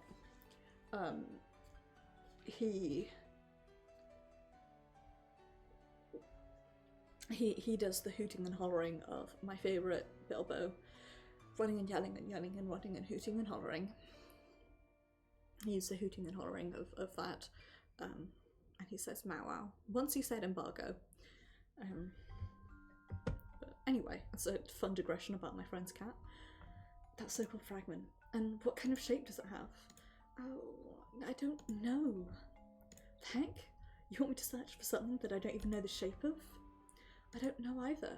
All I can hear from here is Rika's voice, after all. Right now, I can't do any kind of intervention in that world. Does the fragment look like a sparkling crystal shard, like this one here? Perhaps it does, I think, but when a thing that should be in the higher world is brought to the human worlds, I don't have the slightest idea what kind of shape it becomes. With my whole body exhausted, I let a big sigh leak out. I don't even know the shape of what you look for. It's the worst. And if I find it, what should I do? What should I do to return it to the world of gods? Oh, wow. You don't even know that? I'm sorry. Since the first time it's happened, I don't know what to do. Well, I laughed just to offend her. Before I realised it, I couldn't restrain my tears from overflowing anymore.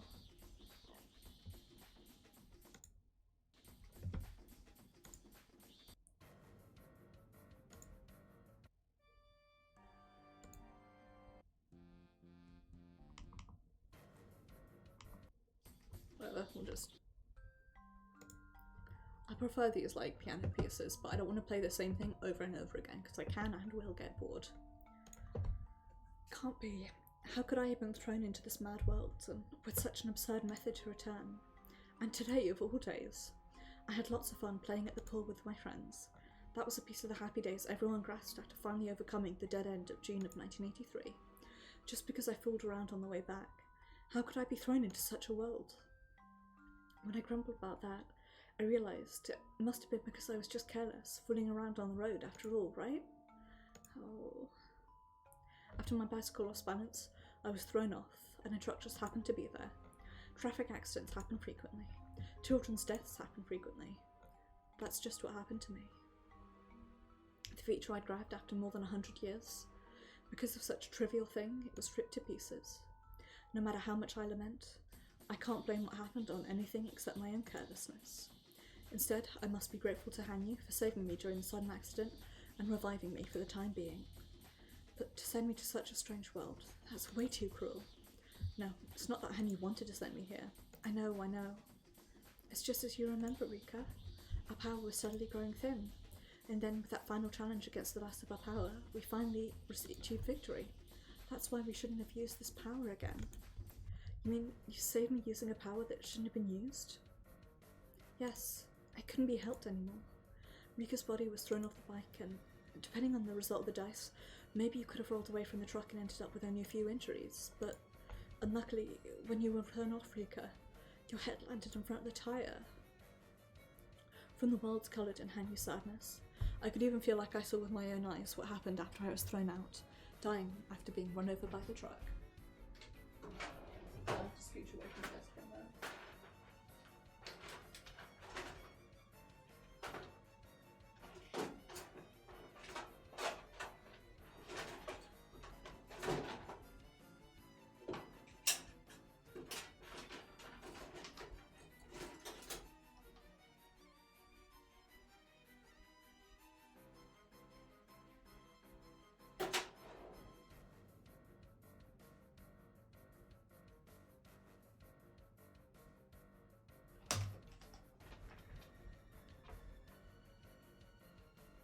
I love my really sensible method of organising my drawers, where I just throw a bunch of shit in whenever I need anything. I have to spend several minutes digging it out.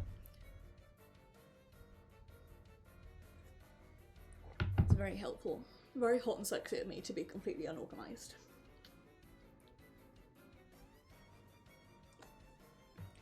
Dying after being run over by the truck. Everyone was speechless and dumbfounded.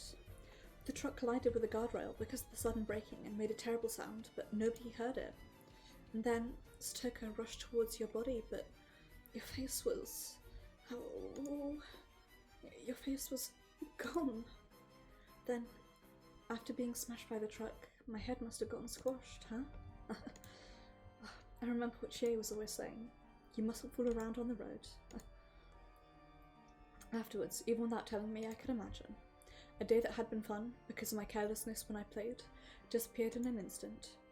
After we finally survived, together, that 19th of June 1983, the longest day in those hundreds of years. After we shared many miracles together, the peaceful future where we arrived disappeared in an instant. To my miserable corpse.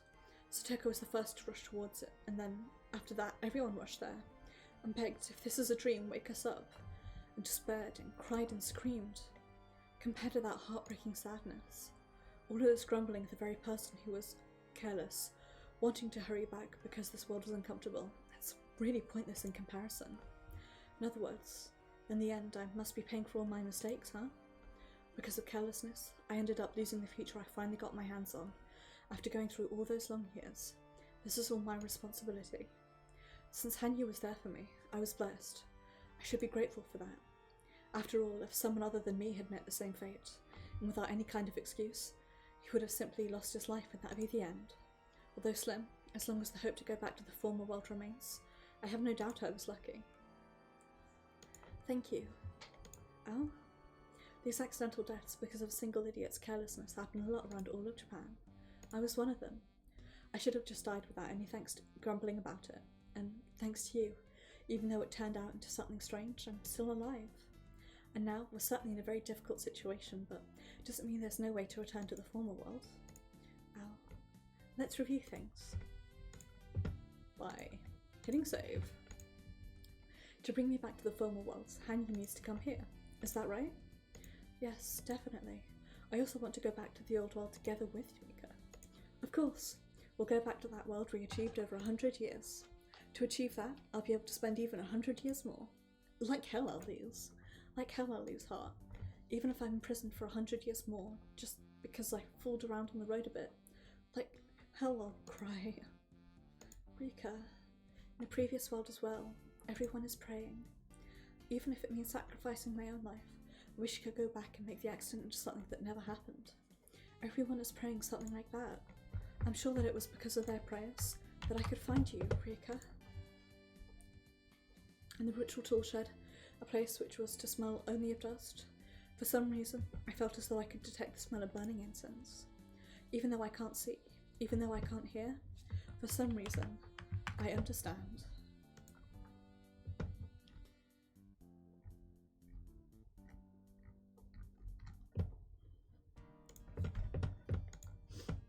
It's favourite track. My funeral. My friends are shouting screams of sorrow at my coffin, but I feel I understand. Their screams are sad, painful, and heartbreaking. I understand. My carelessness crushed not only my life, but everyone's happiness as well. I'll go back. I'll go back. I'll definitely go back to the former world. No matter how thin the path is, I'll definitely go back. Salty tears mingled with sadness and determination spill out, one after another. Rika, being present in that world is similar to that dead end of June of 1983. First glance, it looks like a fate that can't be avoided, but it's definitely not. I know. Keiichi taught me that, and even Takano taught me that. They taught me that fate is thinner than a goldfish net, and that a strong will solidifies the future. Right, so...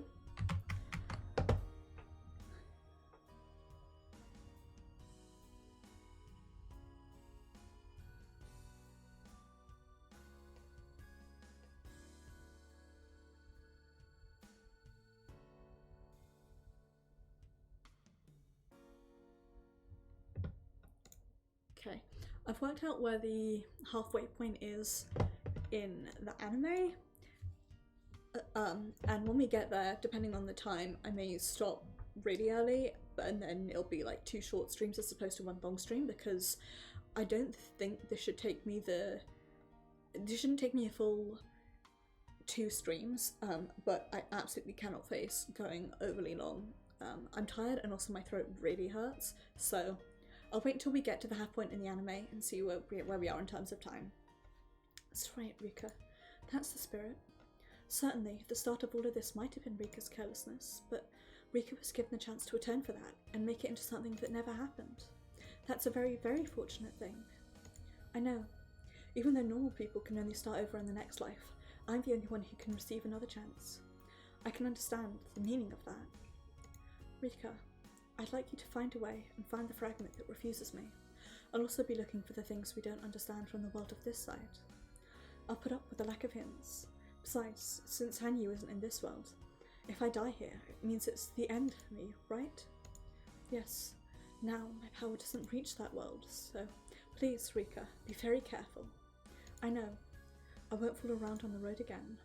Certainly we don't have hints, but I am the god of this village, and I've been watching over it all alone. Mouse was getting stuck on something. Since its power interfering with me, I guess that power is most likely inside the village borders. Somewhere in this village, huh? We assume it's a thing related to you. Honestly, I think it'd be somewhere inside the ritual toolshed. Rika, inside the ritual toolshed, is there something enshrined there that wasn't in the usual world? I wonder. I wouldn't know right away. There's no guarantee that something would be an item that stands out, right? Since its power is enough to interfere with me, perhaps you, Rika, who walked into a place infinitely close to the world of gods, could be able to feel its presence. Again with those difficult ideas. Least amongst the other things on this altar, including this crystal globe, I don't think there's anything unusual. But it is quite a strange crystal globe. I always thought that, in spite of just being a marble, it was being displayed on quite an important looking pillow. Rika, what you have in your hands is the most valuable asset at the Furude Shrine. It's called Kamu no Nikko Tonori. In the past, when I showed miracles at the Furude Shrine as Oyashiro-sama, I left it behind as a symbol of those miracles. Fun fact, fingers crossed, we will get to the storyline that explains this sentence. I think we'll get to it. I hope we'll get to it. I don't think it's anime/manga only. I think it's available in the visual novels. I'm just not sure if they're the ones that have been translated yet. We'll see. Most of the power I put into it ended up fading over the years, but luckily enough, it turned out being my only means to reach you. There more power left in it, or had it not shrunk so much, maybe I'll be able to go to that world to meet you. What that means is that talking to you through this crystal globe will be for a limited time as well, right? Yes. Rika, can you hear my voice? On my side, your voice steadily sounds like it's fading away. I see. If it means the battery of the transceiver has started to wear out. Understood. I'll try to avoid useless chatter. In that case, we can talk for a little while more, right? Probably. It's enough. For now, I'll rummage through the ritual tool shed. If you assume it'll be the same size as this crystal ball, it could have gone anywhere. Besides, perhaps it's not necessarily in here. It'll be a test of patience. Rika, please, do your best. Being on this side, all I can do is root for you, and even these words of support are already limited. Don't worry, I'll definitely open the doors of the world on this side and invite you in. Together with you, I'll go back to that fun world, I promise you.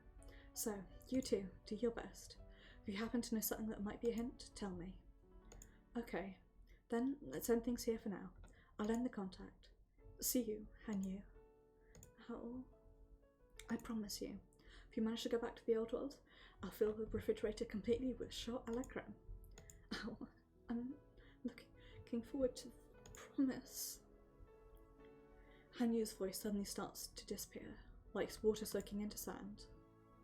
But that doesn't mean that Hanyu's existence disappeared. To compare it to something, it'd be like I used up a 10 yen coin in a payphone where I was talking to Hanyu.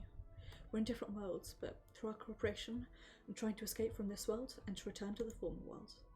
When I think about it, throughout my life, I'd always had a friend called Hanyu. A world without that usual friend. Maybe it's appropriate punishment for me, having wasted my own life just because of carelessness. In order to go back to the former world, I'll continue to endlessly pile rocks on this side. That's right, I'm at the shore of the river Styx.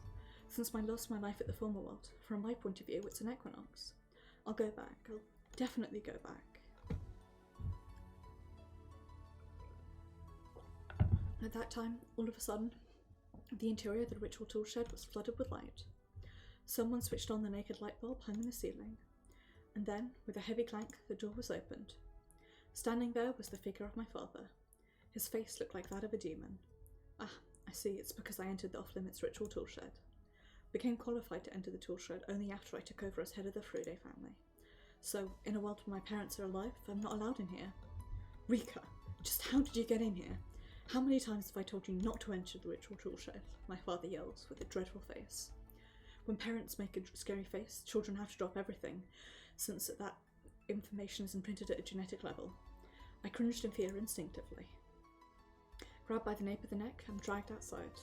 Then, I ended up receiving a punishment the likes of which I'd long forgotten. Existence of my parents is such a pain in the ass.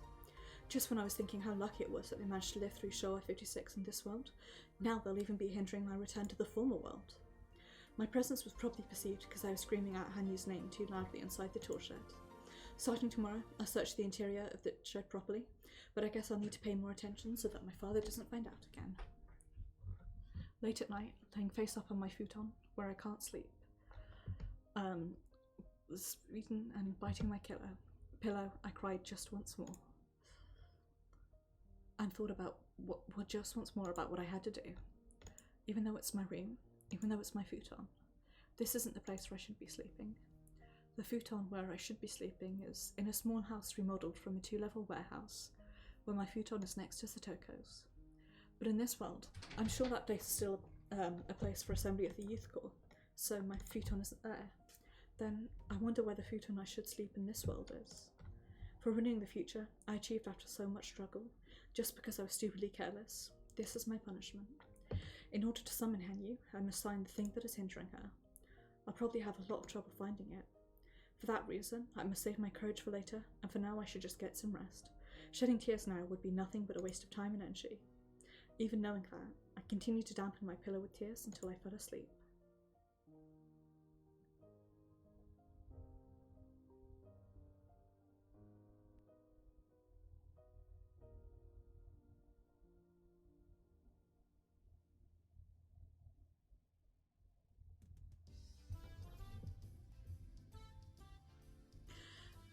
The music timing on that was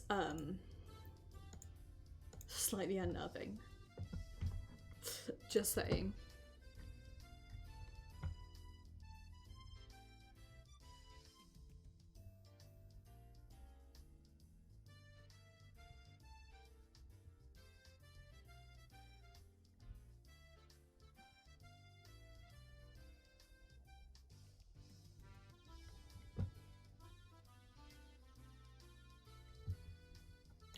Sorry, I got distracted once again.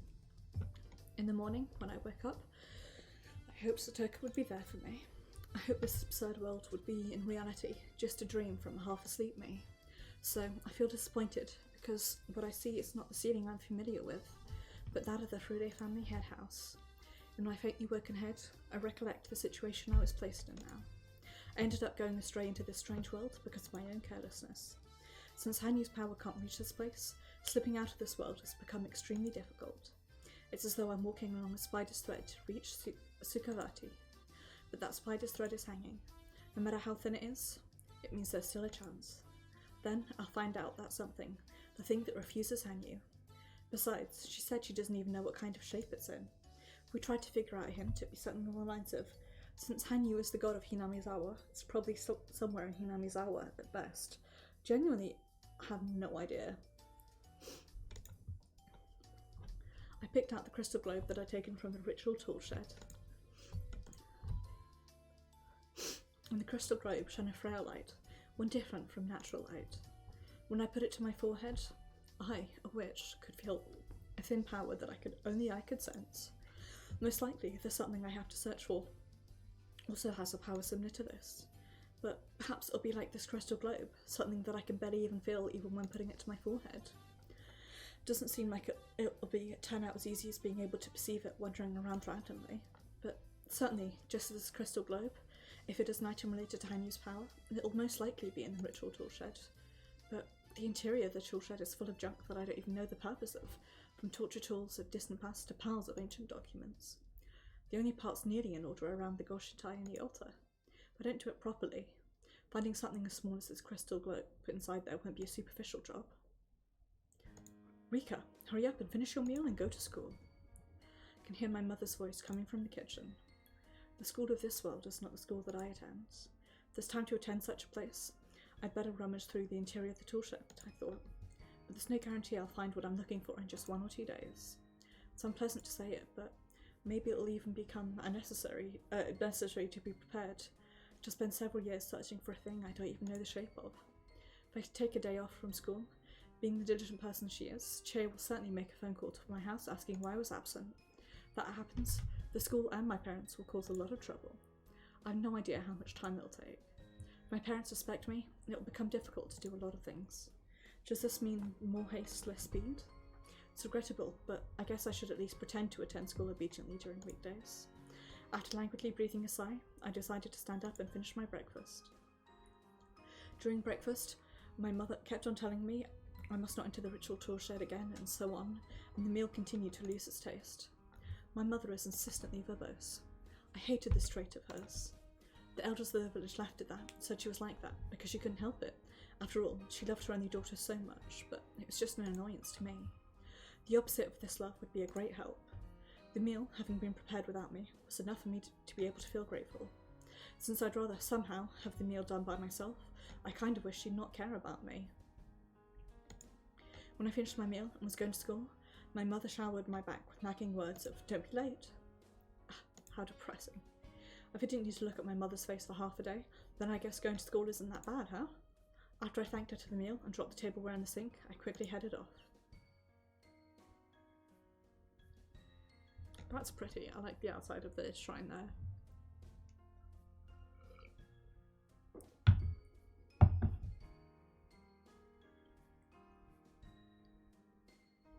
I'm to have so many of my expectations creepily betrayed.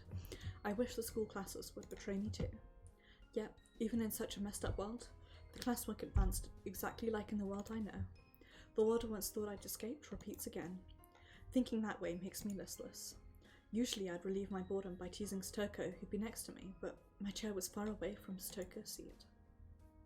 I guess Stoko can't also help but to feel bored with classes.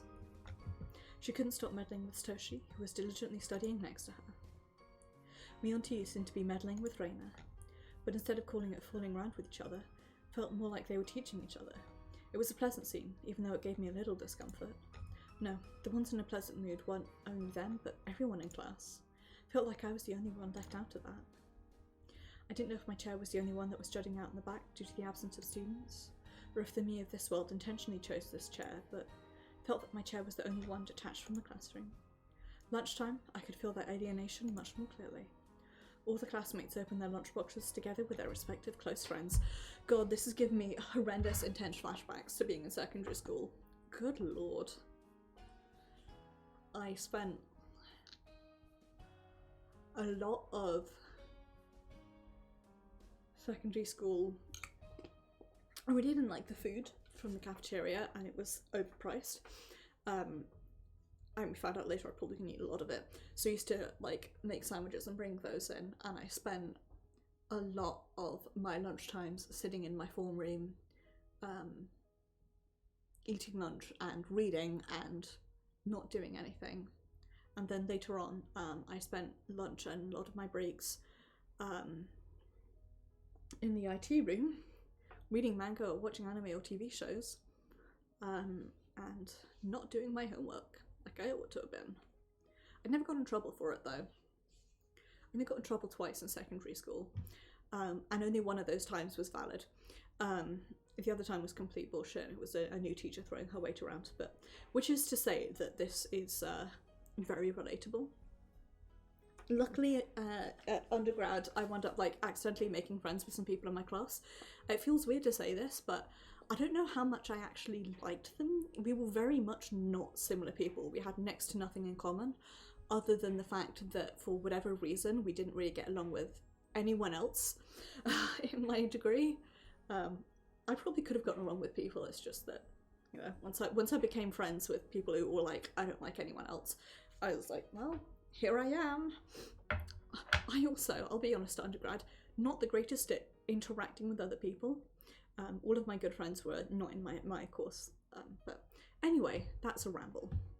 I shall stop now. Take a deep breath, lean back, fix my posture a bit. Together with their respective close friends. The club members who always had their meals together with me don't exist here. Stoko sets up a circle, letting her brother join some of her friends. That place, there was no space where I could squeeze myself into. Mion was having a meal with Reina, the two facing each other. In that place too, there was no space for me, and nobody invites me to eat lunch with them. Then, with a spontaneity, as if to say this was a usual and common scene, they enjoyed their meal. With hopes that Stoko, Mion or Reina would invite me, I patiently waited for a while, but the hand of the clock advanced 5 minutes, 10 minutes, and I realised it wasn't that like me for me to be left out even at lunchtime. And finally, I gave up on that and opened my lunchbox. Question was a sticky lava meal with burnt hamburger. What the hell's a lava meal? With burnt hamburger left over from last night, and spinach rolled with a gooey lava, and wreckage kimpura sauteed burdock, burned as well. Speaking of that, I see. For some reason, my mother heats things thoughtlessly, even though she says that even the summer it's dangerous if you don't heat things properly. She burned it to a point where the hamburger became stiff. Even the grilled fish always turned out almost like charcoal. In terms of oven temperature, even Stoko was better than her. That's why I learned to cook from Hanyu. Because of that, I was able to make better food than my mother, but that was certainly unpleasant for her. The taste is also terrible. Colour is unacceptable too. This kind of a lunch, if Mion suggested a lunch showdown now, I'd probably not escape last place. But in this world, there are no club activities, so I don't need to worry about that.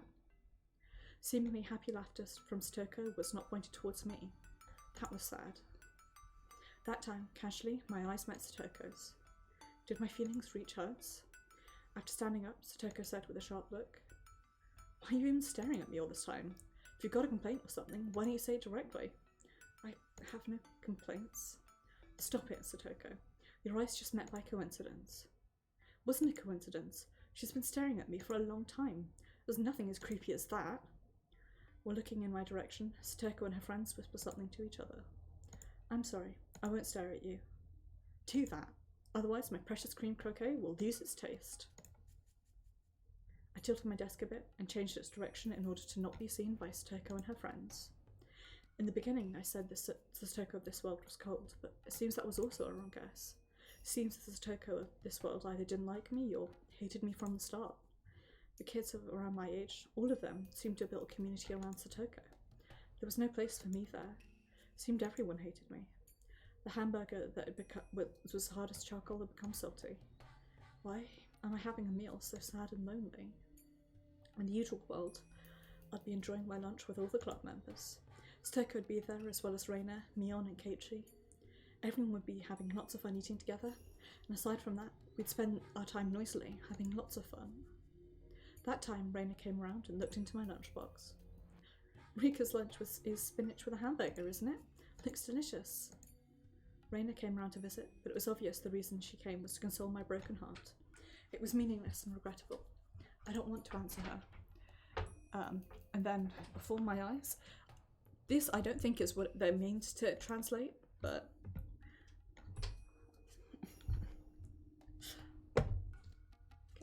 Let's exchange your lava rod spinach for the octopus. It's lava.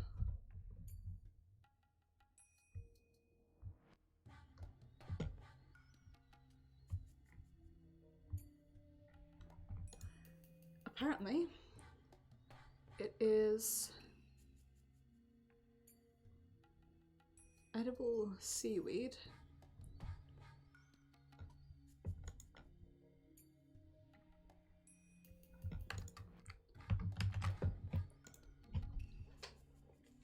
So I think they're trying to refer to like just like seaweed, but the phrase lava is like specifically Welsh, so this octopus. Okay.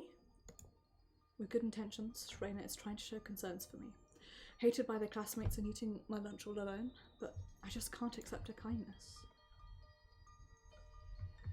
I left that place, informing her bluntly that I'd be going to the bathroom, and inside the private stall, I cried, covering my face with toilet paper. Melting into tears, I got all soggy, but I didn't care. It's okay. Even if I don't have friends in this world, it's okay. And the world I must go back to, I have many friends. That place, Satoko is my greatest friend of all, and the club members who wouldn't abandon me during lunchtime are waiting for me. So, even if I'm treated coldly by the unknown Satoko of this unknown world, I'm not sad. I'm not sad. But no matter how I lied to myself, for a while, I was unable to stop my tears. I'm gonna sneeze. Pardon me. God, this really is giving me horrendous flashbacks to secondary school. Good lord. I decided to freeze my heart and wait for the end of classes. And then, after rushing back home and saying I'll go out to play, I'll sneak into the ritual tool shed. This is the only way to return to the former world. I'll concentrate my efforts only on that. Alright. I look into the mirror next to the toilet, and there, a face swollen from crying is reflected. This kind of face is seen by Chie, things will get complicated again. I wash my face and remain quietly in the classroom until the end of lunch break.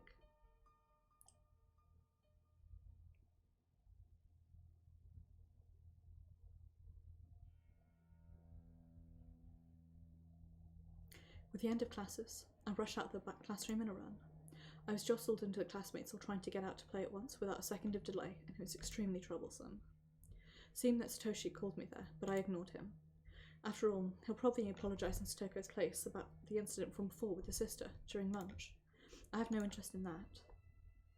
I don't want to remain in this creepy world even 1 second more. I run back home as fast as I can, and there, as usual, my mother asked me if I had homework. I ignore her and look for a flashlight. Then, I bluntly informed her I'd go out to play and rushed out the house. After that, I took a stroll around the yard and looked for my father. At the assembly hall, I could see a note hung where Shrine Section Meeting was written. My father's voice was also mingled in the friendly chat inside the assembly hall. It was an opportunity just like yesterday. Today, I have to take care so as to not be suspected of being inside. After making sure nobody was looking, I swiftly climb up the same tree I climbed yesterday. I've got the gist of how to do this now. Yesterday, I thought this height was scary, but maybe because of how I cried with all my heart during lunch and managed to make up my mind, I didn't think of it as scary anymore. What I must really fear is not heights, my parents, or Stoko's cold attitude, but not being able to return to the former world anymore. Strangely, possibly my next largest fear is not being able to contact Hanyu anymore. In the darkness of the ritual tool shed, I pick out the crystal globe from inside my pocket. I felt that the weak light had become stronger than it was yesterday. Maybe it means that if I let it rest, it'll recover some of its power. Even so, it's still very weak. If I waste it with pointless conversation, maybe it will end up disappearing for good. I firmly restrain my desire to make sure it's still possible to talk through it and turn on the flashlight. Well, let's start on the treasure hunt. Wonder if in this place there's something whose signs I can feel. The feeling similar to this crystal globe is somewhere. Hoping for that, I close my eyes and hone my other senses. However, the only thing that goes into my ears is the cry of the cicadas. As I thought, it seemed things wouldn't be solved by ordinary methods. I'm naive. Wonder how much time I'd need in order to thoroughly search the inside of the shed. I don't even want to imagine that. But if I don't do it, I can't go back. Let's do it systematically. From each corner, one by one. Without knowing the shape of even the shape of what to look for, I have to look at every corner closely. Even so, there isn't a guarantee that it will be inside here. Again, I thought it'd be easier to deal with the Kano and those Yamaino guys again. This mountain dog guys again.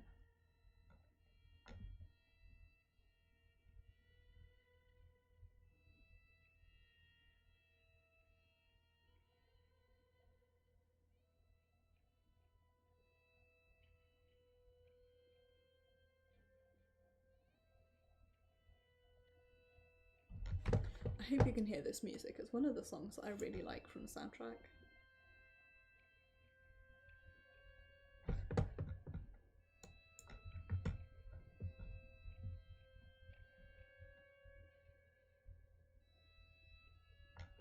I don't think it's getting weaker. I can hear your voice almost as loud as before. In other words, you mean it's as weak as usual. Such pointless chattering is unnecessary. No, I don't. I think that now you need to have some idle talk as well, Rika. Maybe. Thank you. Here's how things are going from this side. I plan to rummage through the ritual tool shed quickly in my own way, but haven't come up with any results at all. Plan to try searching for it for around a week, but, you know, I don't even know the shape of the thing I'm looking for. Even if I were to find it, maybe I'd leave it there without noticing I'd found it. How? Honestly, it's painful. If I at least knew its shape, or if I had any guarantee that it was inside the tool shed. Whenever I stay locked inside this place for so long, it feels like I'll end up going nuts. I understand. I think it's a very hard thing to look for. I've also been trying all sorts of things to at least figure out the shape of the fragment. And then, did you find something? In Rika's world, the fragment is interpreted as a feeling. That feeling became a fragment with its shape dwelling in something. I understand the theory, but even so, there isn't any kind of hint. Oh, from there comes the method to send that fragment to the world on this side. I think that if it loses its shape in that world, maybe it will work. What is this, lose the shape? You mean I have to break it? And it has to be its whole shape. With it disappearing from the human world, it's possible to send it back to the world of the gods. Do you know the law of conservation of mass? It's impossible to erase a thing completely. No, that's where you should break the shape. Do you understand, Rika? From time immemorial, amongst the methods people use to send things to the gods, there's a method that satisfies that. I see. I got it. A method people used to send tributes to the gods from time immemorial, and a method that would get rid of the shape from the human world. You mean I have to burn it? I'll send it to the sky by burning it and turning it to ashes. That's right. By burning it and turning it to ashes, the shape will be lost and will lose meaning, and it will vanish from the human world. I see. I have to burn that thing where the fragment dwells and turn it into ashes. Oh, I pray it'll be a thing I can burn easily. If it were to be a rock, I'd have to throw it into a blast furnace. In fact, Rika, it's also possible that the thing where that fragment dwells is not a thing, but a person. I see. The fragment is a feeling after all. May mean it won't necessarily be dwelling in a thing, but Hanyu, what shall I do if it is a person? Don't tell me I have to burn them and turn them into ashes. The meaning of a person is lost when the shape of the life is lost. It's correct. A corpse isn't a person anymore. What that means is that if the place the fragment is dwelling in is a person... I believe the thing I was looking for was a thing, but it's not necessarily so. I have nothing against burning a thing, but if it's not a thing, but a person?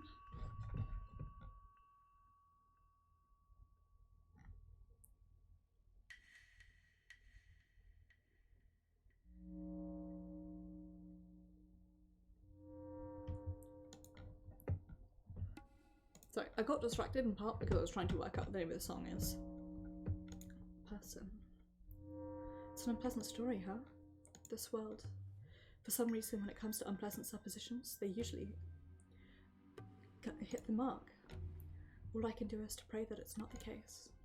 Taking advantage of the argument, unpleasant suppositions are usually correct. Sounding it out beforehand should help. If it's a person, would it be someone closely related to Ayashiro-sama? Yes, perhaps. Is it possible that it's me? No, it's not. If Rika had the fragment that refuses me, you wouldn't be able to even talk with me like this. In that case, next ones would be my father, the Furude shrine priest, or my mother, who inherited the blood of the Furude family. If that's the case, it means I should beat them to death. Oh. Human morals deny the slaughter of one's own parents. The music transitions here are going really well, surprisingly. Like, not perfectly, but well enough that every so often I forget that it's not a music transition in-game. The problem is when it does transition and it's not like a scene transition, it freaks my bean, because I'm used to like music change equals scene change, or at least like tone change in this game, so. Human worlds deny the slaughter of one's own parents, but that kind of sense isn't necessary for a witch who journeys across the various worlds. Since I have a real world other than that one, to me, this place is a fake world. In other worlds, it's the same as a dream. Inside there, murder's nothing other than delusions or daydreaming. So, I won't concern myself about the sins I commit in this world. I tell this to Hanyu, who sadly speaks her owl. Stop behaving like a hypocrite. In that case, you'll tell me we can give up going back to the former world, right? Oh, you're a coward. You intend to put me to stain my hands alone and won't stain yours, don't you? You push the sins onto someone alone. All the others don't need to be stained by the sins. Convenient, huh? Must be the perfect sacrifice for that, huh? I think those words were a bit severe to Hanyu. For a while, she remained in silence without answering me back at all. Even so, I could hear her breathing, mumbling, wanting to say something. I want to go back to the former. Raina said in one of the worlds. I wonder how much effort we're allowed to make to be happy. Thought there were no limits for those efforts.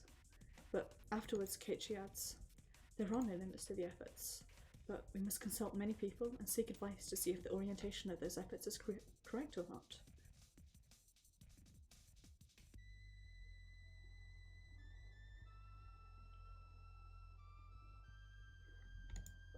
That's why I'm consulting Hanyu, who is the only being who can share the current situation with me. And if Hanyu tells me that I have to kill our target, if Hanyu tells me that I have to kill if our target that has the fragment is a person, of course I'd like to avoid that if there were other methods, but if, as she says, there's no other way, I won't hesitate. That's all. I also want to go back to the former world. That's right, me too. I'm praying that the thing that has the fragment is not a person. Pray. I'm praying too. And also, I apologise. I said something too harsh. At least you can search for hints and keep the morale so that I won't get frustrated. I wasn't comprehending your impatience for not being able to search for the key with your own hands. Things are harsher for you, Rika. All I can do, so that at least Rika's heart doesn't end up getting tired, is to be considerate of you having a conversation like this. Thank you. To have idle talk with you in this world is the most pleasant thing. Feels like waking up from a nightmare. How? I see. I kind of understand the important meaning of idle talk that Hanyu mentioned. Hanyu is the only one who can have a conversation with me about the former world. If my contact with Hanyu comes to an end, maybe even my link to the former world will end up getting vague in my memories.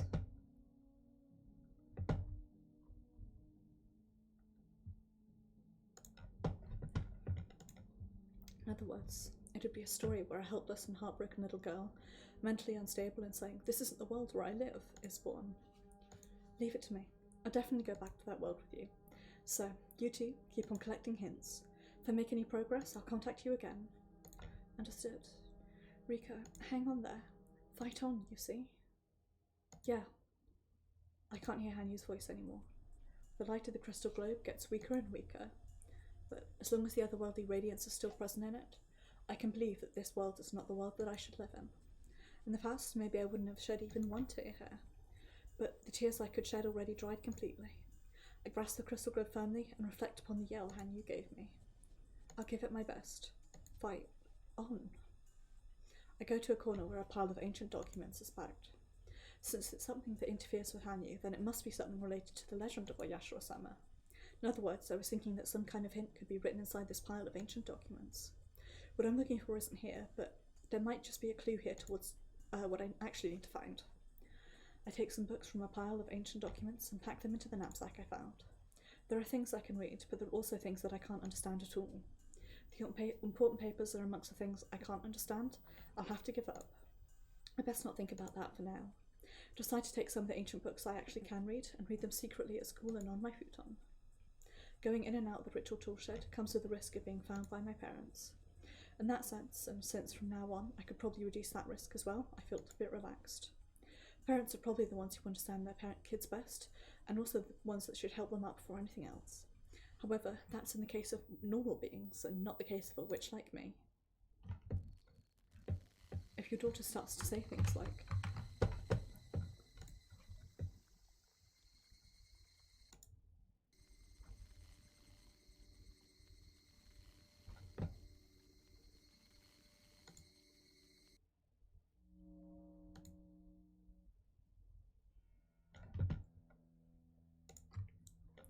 going back to this.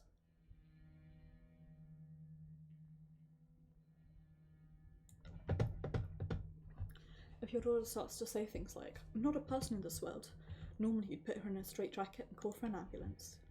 If I'd been a bit more wily at the start, I'd fawn over my parents and make an effort to feel even a little bit more comfortable in this world. But the more I think that this place isn't the world where I live, the more antipathy I feel for the dwellers of this world. Maybe that's why it seems that my life in the classroom was growing more and more isolated. Can't be said it's all my fault. Since the world was already like that when I arrived, it's saying too much to have everything be my responsibility. Naturally, there's probably not even one person who can distinguish between Rika Furude and me. Who am I? The me who's not Rika Furude. Who is it? At that time, a slight electronic sound brings me back to my senses. When I looked at the clock, it was already evening. When I'm in here, I lose track of time. The other day, I violated curfew and got a big scolding. Since then, I've been taking precautionary measures. To make my relation with my parents grow worse, things will get more and more troublesome.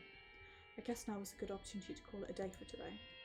I climbed up on the little chains the way I was accustomed and aimed at the opening on the roof.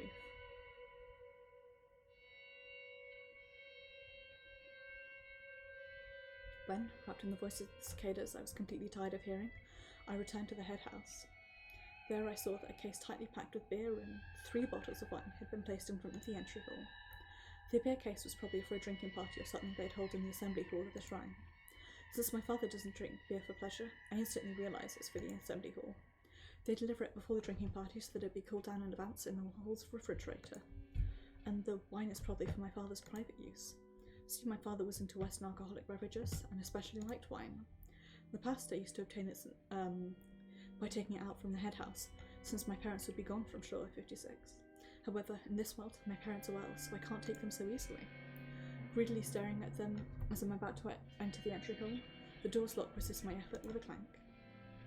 The contents are addressed to me from my mother.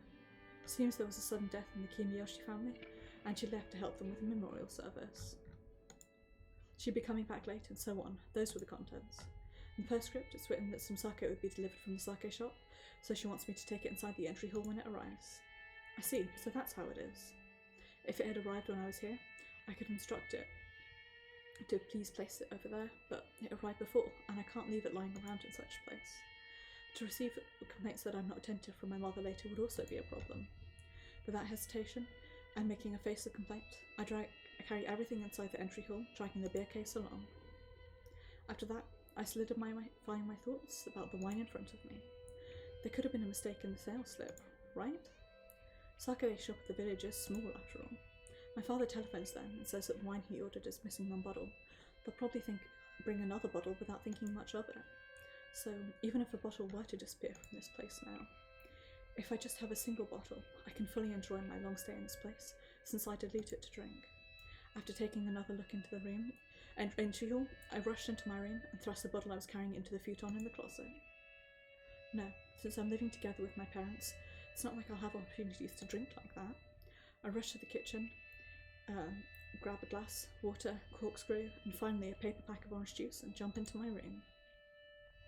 After putting the corkscrew in the wine bottle, my body couldn't stand a second more without soaking my tongue with that nostalgic flavour.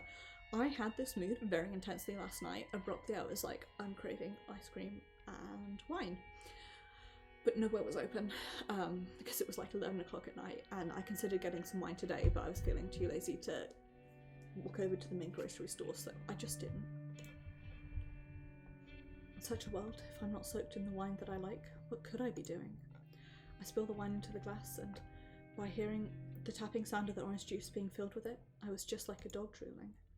I've had diluted this much, the outward appearance is no different from orange juice, but it had the taste of that world, so nostalgic.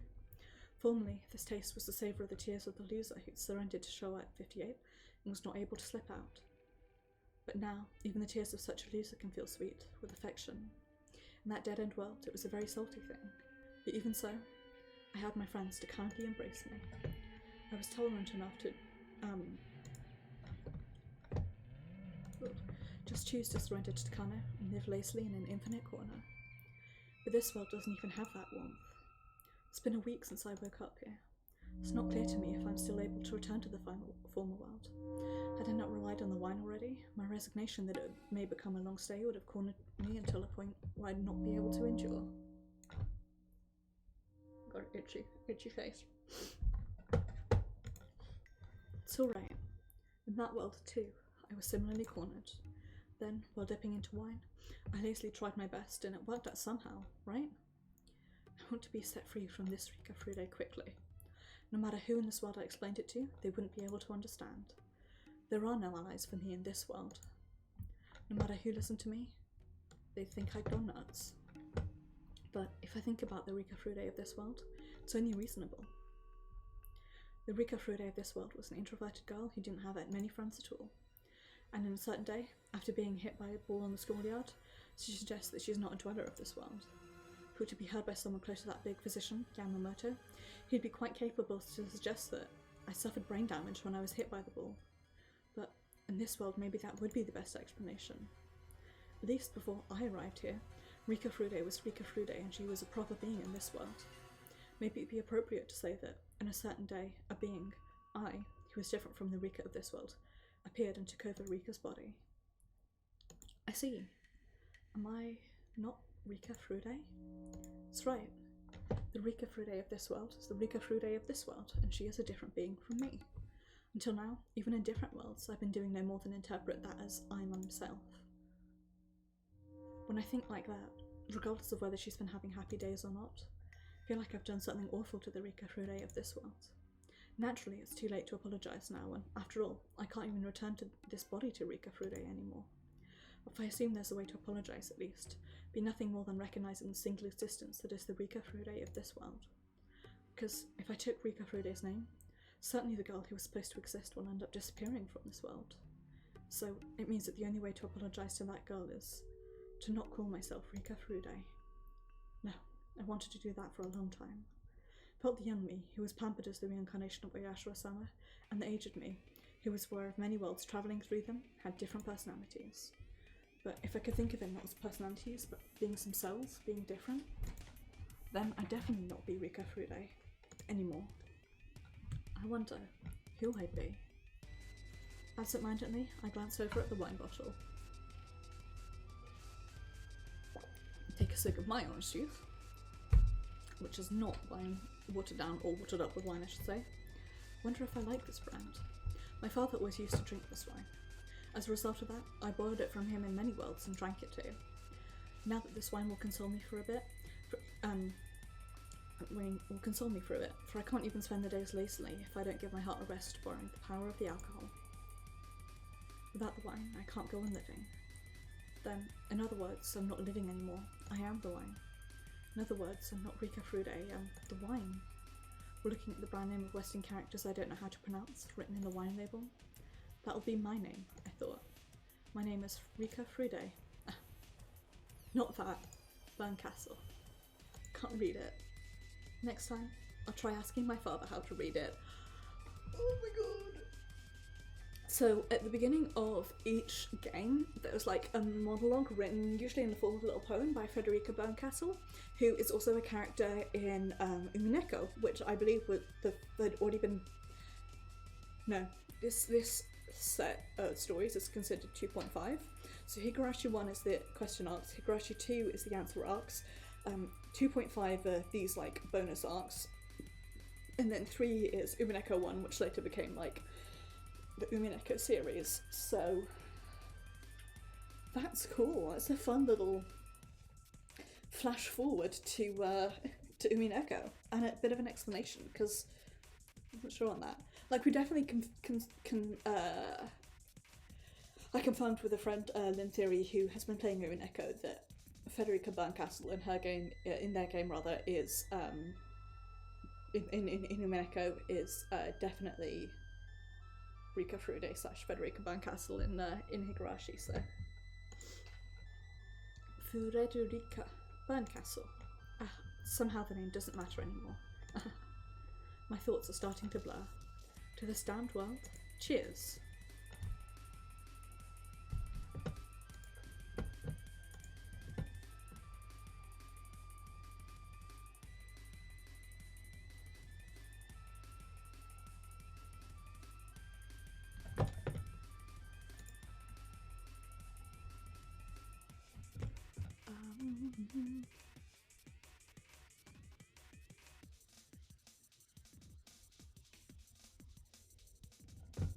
Okay, sorry, distracted, as per usual.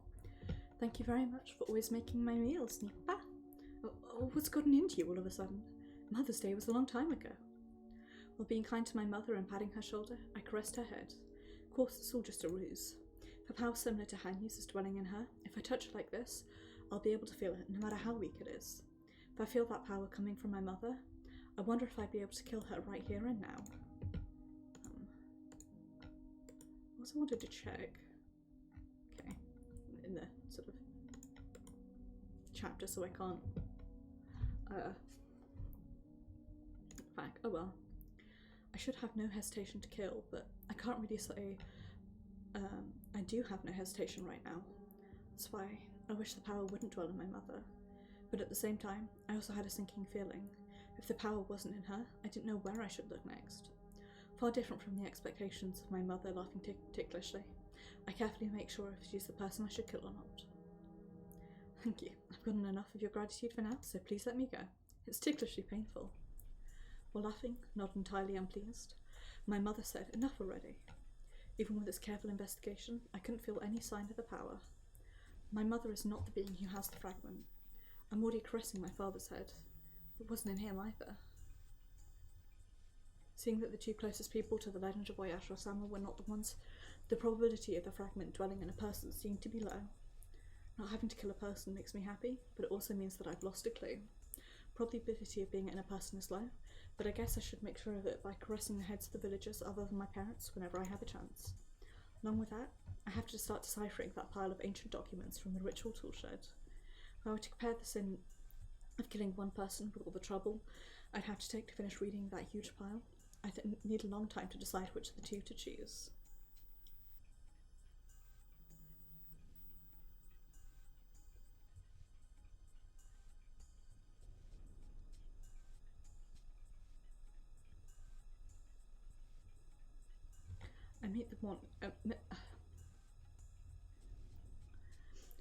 I met the morning for the nth time since I was washed ashore to this world. That morning was just like in the former world I know, almost regrettably. I heard that next Sunday will be the Watanagashi festival. It's the first time I've been so indifferent to the event. Since Hinamizawa will be completely evicted next year, this means this will be the last time for it.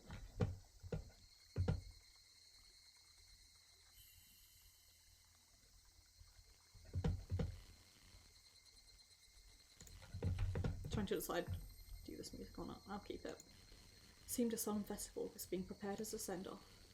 This world doesn't even have the ritual dance I'd have to offer as the last survivor of the Furude family, if it was the normal world. But it doesn't seem the time leading up to it will just be spent playing around after all. Helping with emergency food, keeping watch on the phone calls, seems the children will be put to work in their own way. I've already grown completely accustomed to going to school alone.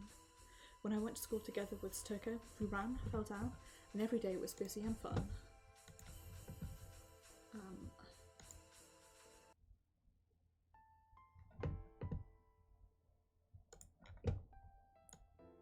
Gonna skip this. The last song just isn't. It's a good song, but it's not right. The vibes just aren't vibing, you know?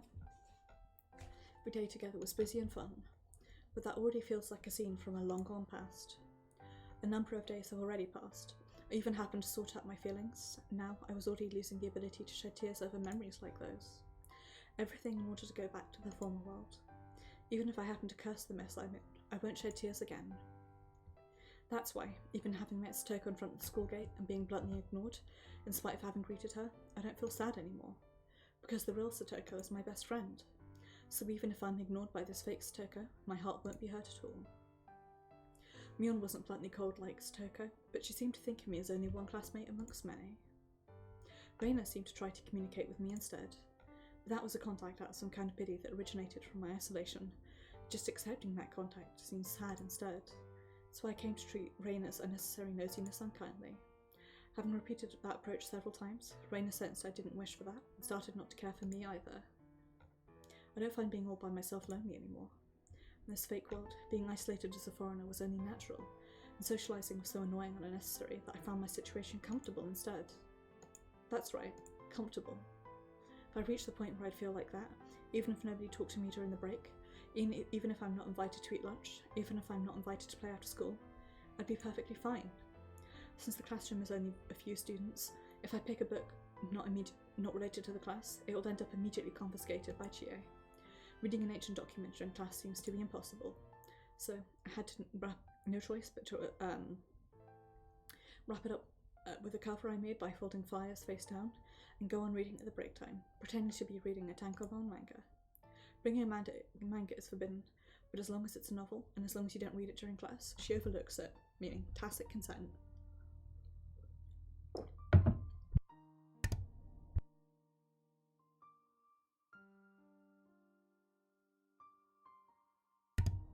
Sorry. My throat suddenly, clammed up. I think I'm gonna have to end soon, but we'll wait till we get to a good break. As long as I can ignore all the hustle and bustle, the lunch break was the time when I could concentrate the most on it. In some of the previous worlds, there was a period when I fished for ancient documents to read after getting tired of the repeating days. Thanks to that, I understood most of what was in this one. We could have, somewhere in the ancient document, there was a hint about the existence of the fragment in the world that refuses Hanyu, but today began to rain in the middle of classes. Because of that, nobody can go to their schoolyard, and so are spending their energy inside the class unmanageably. Due to that, the place was terribly and amazingly noisy, and to me, it was an uncomfortable day. What are you reading with such a moody face? Simultaneously with those words, the ancient document is plucked from my hands, and then there was Stoko's face, smiling with apparent disgust. The heck is this? I can't make heads or tails of it. As though looking at something dirty, Stoko looked at the ancient document she snatched from me and said that. With the little knowledge Stoko has, there's no way it'd be comprehensible to the like of hers.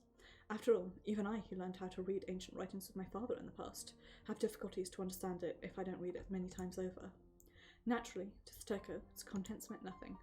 They're written with indistinct characters on squalid paper, and for some reason, its unsanitary look seems to amuse her even more. However, even if it is only a dirty book to Stoko, to me, it's something where hints to the return to the former world might be recorded. When I try to snatch it back, assuming to have seen it already, Stoko tosses it towards a friend of hers. What is this? Oh, how dirty. The kid who received it tosses it to another kid, and the kid who received it makes an unpleasant face as though they received something filthy, and tossed it to another kid while putting on a mischievous smile. Keep away, keep away. Over here, little demon. Mion, pass it on. Some classmates pass it, throwing to the other kids whenever I chase after them, and tease me. Suddenly, Mion too was already in the circle, and it looked like the whole class was bullying me. None of the things that happened today is for the first time. Perhaps since before I arrived here, it's always been like this. Even in a class with no more than just 10 people, there was a hierarchy, there were groups. Without belonging to any of those, and without trying to belong either, I was, so to speak, the weakling of the class, without a doubt, just someone they could bully. Only Reina tried to tell everyone to stop, trying to help me, but no one listened. To the classmates who want something, anything to fool around with, I was definitely the only toy in the class. They probably wanted to say, what's so bad about playing with it during lunch break? However, in the last few days here, this had long crossed the border of being pleasant and was arriving in the region of irritating. The Stoko of this world obviously treats me with malice. Thinking back now, even at the ball incident at the schoolyard at the occasion I came here, she must have thought about teasing poor Rika, who was standing in the schoolyard, and then intentionally threw the ball. I wonder if Stoko ever was the type of person who doesn't care about the pain of others. She went through harsher experiences for anyone, and for that reason, even though she had a sharp tongue, she was someone who understood the pain of others more than anyone. I see. The Satoko of this world has her parents alive and well and doesn't suffer bullying from the villagers. In other words, it means she didn't have harsher experiences than anyone. Personality isn't just a thing we're born with, it's something we develop from the mistakes and experiences we go through as well. Guess it probably means that, in a world that continued to present Satoko with fortunate rolls of the dice, she ended up developing a personality like this. In other words, it means this Satoko is only outward appearance resembling, but she is a completely different person from my best friend Satoko. After understanding that, the sadness of being bullied by her disappears, and instead, to my eyes, she becomes just like an unpleasant brat, hindering my attempts to return to my former world as soon as I can. Don't mess with you. You are you, you can do whatever you like in this crazy world, but don't hinder my desperate efforts to return to the world of my own. Come on, Frude, it's over here, come on! Once again, the ancient document returns to Satoko. This time, Satoko teases me, while flapping the ancient document, telling me, over here. Pinching her nose with a finger as if carrying something disgusting, the whole class burst out laughing. When I rudely go towards Satoko, naturally she tosses the ancient document to someone else. She probably thinks I'll turn and go over there. Without minding the ancient document's destination, I just head straight towards Satoko. I grasp her fist tightly, making sure to tuck my nail into the joint of her finger. In order to explain a very important thing to Satoko in a very short time, to make her understand and not allow any rebuttal, I thought this method was the fastest. I punched Satoko's face with my right fist. Tip of my fist was driven into the space below her left eye and gave her a bruise I guess won't disappear for some time. I promptly grabbed her hair and made her tumble to the floor, and then I raised the chair of someone nearby over my head and hit her 2 or 3 times. Without being able to understand what just happened, Satoko was confused by the sudden burst of violence, and all she could do was curl around herself like a turtle. Even though I'd hit her with a chair in such conditions, since I didn't use much strength, she wasn't hurt much. I placed the chair and leave it straddled over the upper half of Satoko's body. It's just as if restraining Satoko tumbled onto the floor. I raised my foot and placed it over that chair and leaned on it as though pushing in a stake. Satoko, you're pretty annoying. Since you have the same face as my friend, I've been tolerating you until now. However, I've finally grown sick of that shrill voice of yours. From now on, if you ever come within 1 meter of me again, expect me to beat you to a bloody pulp right there and then. Understood? Then, upon violently treading on the chair once more, I could finally see Satoko putting up an expression of panic. Indeed, I was quite right. Nothing better than saying things to the point. But I'm getting irritated.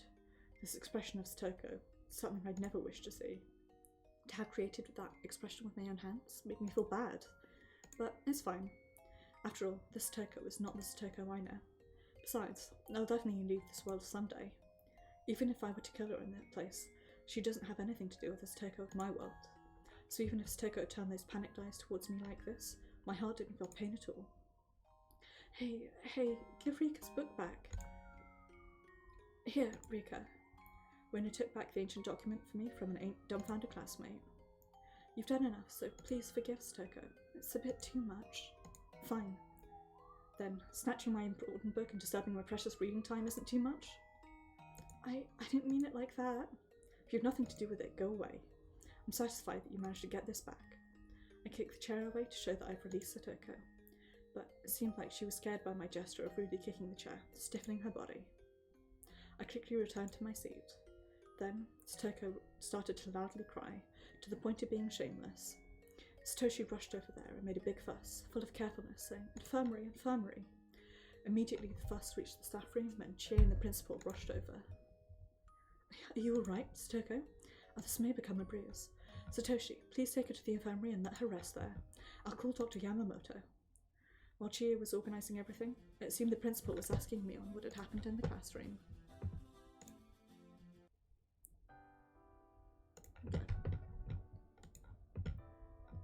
While intimately looking at me, Mina explained something to him in a whisper. She might be giving some excuse that she wasn't involved in what happened anyway. This seemingly coward-like Mion would be quite capable of saying that. Without betraying my expectations, the principal came to where I was and told me to come to his office. When the bullied kid occasionally bullies back, this is what usually happens after all. Should I call it collateral damage of the bullying? I got fed up with her, but my goal was just to give Satoko a warning so she wouldn't meddle with me anymore. Since it got to that point, I thought I should calm things down. After being taken to the principal's office, I was repetitively asked why I hit Satoko and received a stern lecture that I couldn't make use of violence no matter what. But since he recognised the fault of the other party regarding the conduct of stealing my book and teasing me, my heart got a bit at ease. This is quite a difficult book. Is it one of your family's books, Frude? Well, something like that. I also don't dislike ancient writings, but it's quite a difficult one. Can you read it? If I couldn't, I wouldn't have brought it to read.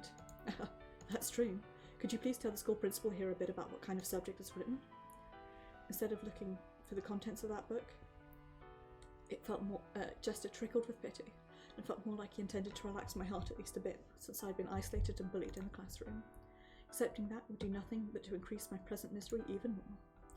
I don't need any friends, and I don't want the school principal to become my friend either. Is it enough? I want to continue my reading as soon as possible. Frude, you can read too, but don't you think it would be good to once in a while mingle with your friends and play with them? My friends are in a different and distant place.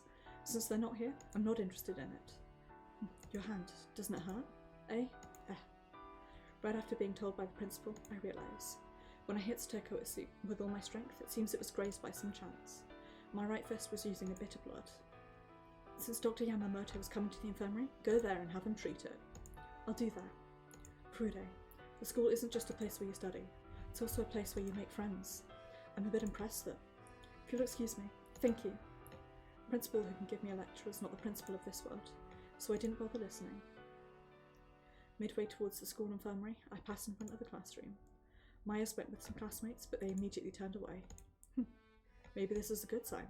Instead of being locked, Mills feels more comfortable to be moderately feared.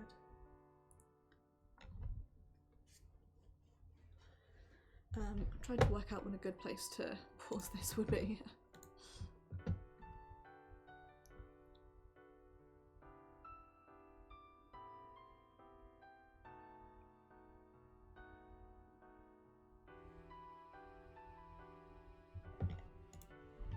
We're now at the halfway point in the anime, but I feel like this is a really bad place to leave it off, so. Upon entering the school infirmary, I saw Satoko applying a thing like a big absorbent cotton pad below her eye.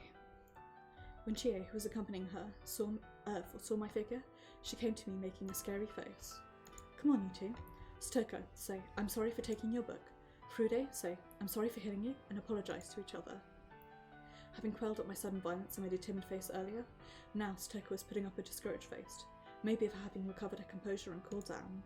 Even though she teased me just a bit, she received a sudden fit of violence and friendly she couldn't understand, and her look showed she doesn't accept that. With such a look, there's no way she'll apologise before I do. Of course, since I don't have any obligation to apologise, I won't apologise before her either. Come on, you two.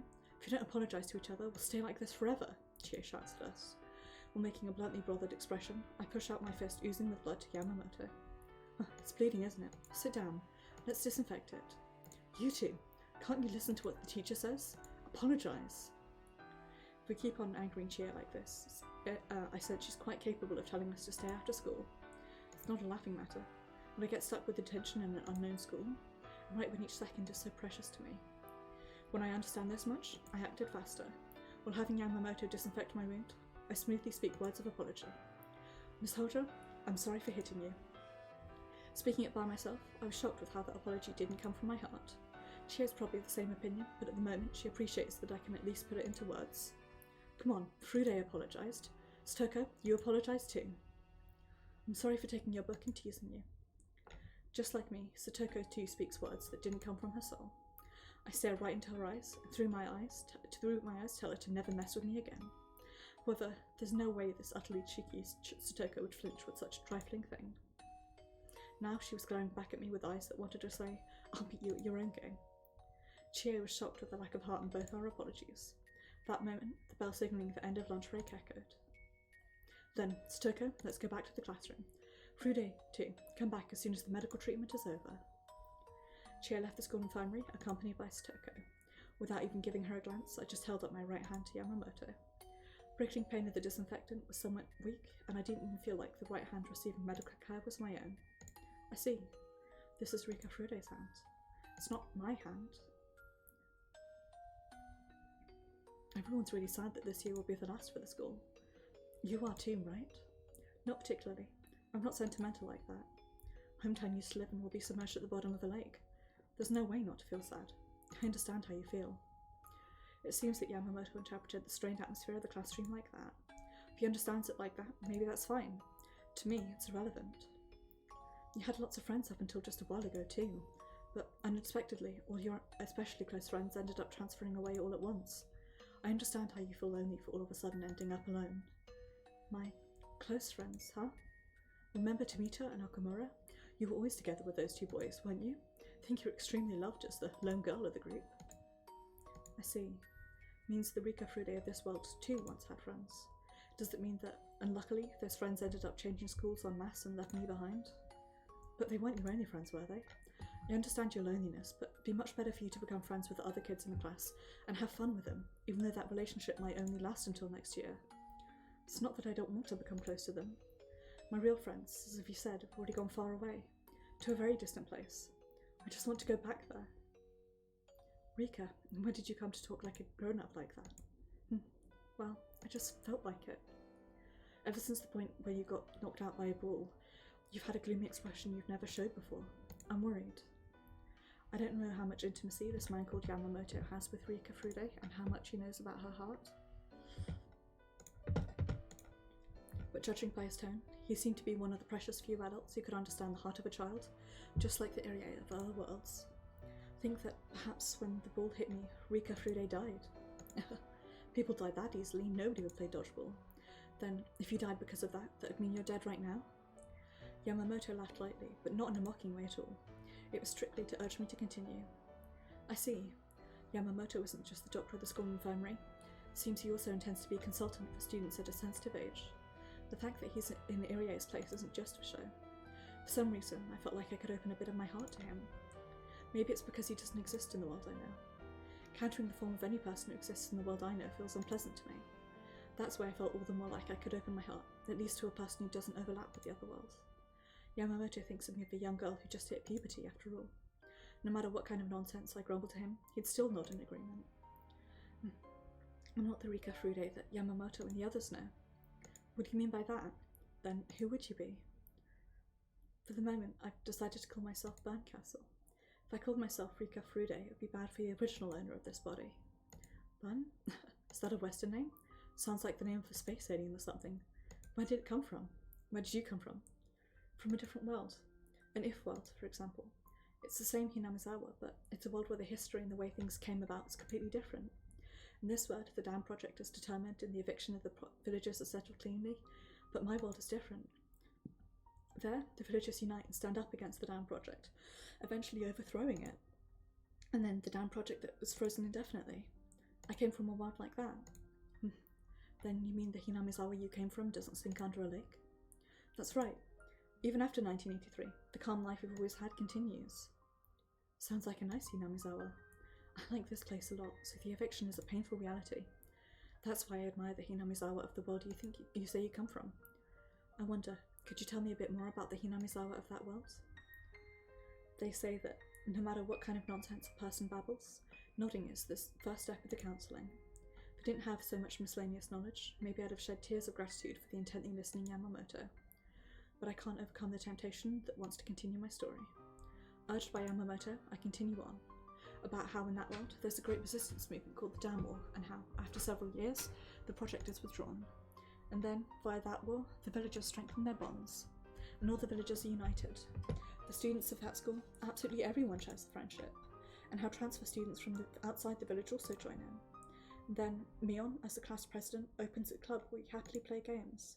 And Satoko was unhappy, but she is my best friend. After that? Oh, poor Satoko. Why did she have to be bullied by the villagers? Since a world where everyone's happy, there wouldn't be hate towards Satoko and everyone would accept her into their community, right? It's not that I'm saying it with malice or anything. In my world, it just goes like that. Besides, while she lives a harsher fate than the Satoko of this world, that Satoko is my best friend. She's a unique and incomparable friend. That's why I get so angry with the face of this world, Satoko. Then, you mean you can't forgive the mean things she did to you just because he has the same face as your real friend? Exactly. Yamamoto let a deep sigh leak out and stared outside the window, arms crossed. Although the rain outside had become light, it was still raining. After keeping silent for a while, he said, "In other words, this place isn't your world, is that what you mean?" "That's right. I have to return to the former world, because this place isn't my world. Certainly, with a fun Hinamizawa like that, I'd want to go back to that world as soon as possible. But is there a way to go back? There is a way, but the search for it hasn't been going well. And what kind of way is that? Probably the fragment landed somewhere in this Hinamizawa. Because of that fragment, Hanyu, no, Oyashiro-sama, who has the power to put me back in the former world, can't come to this world.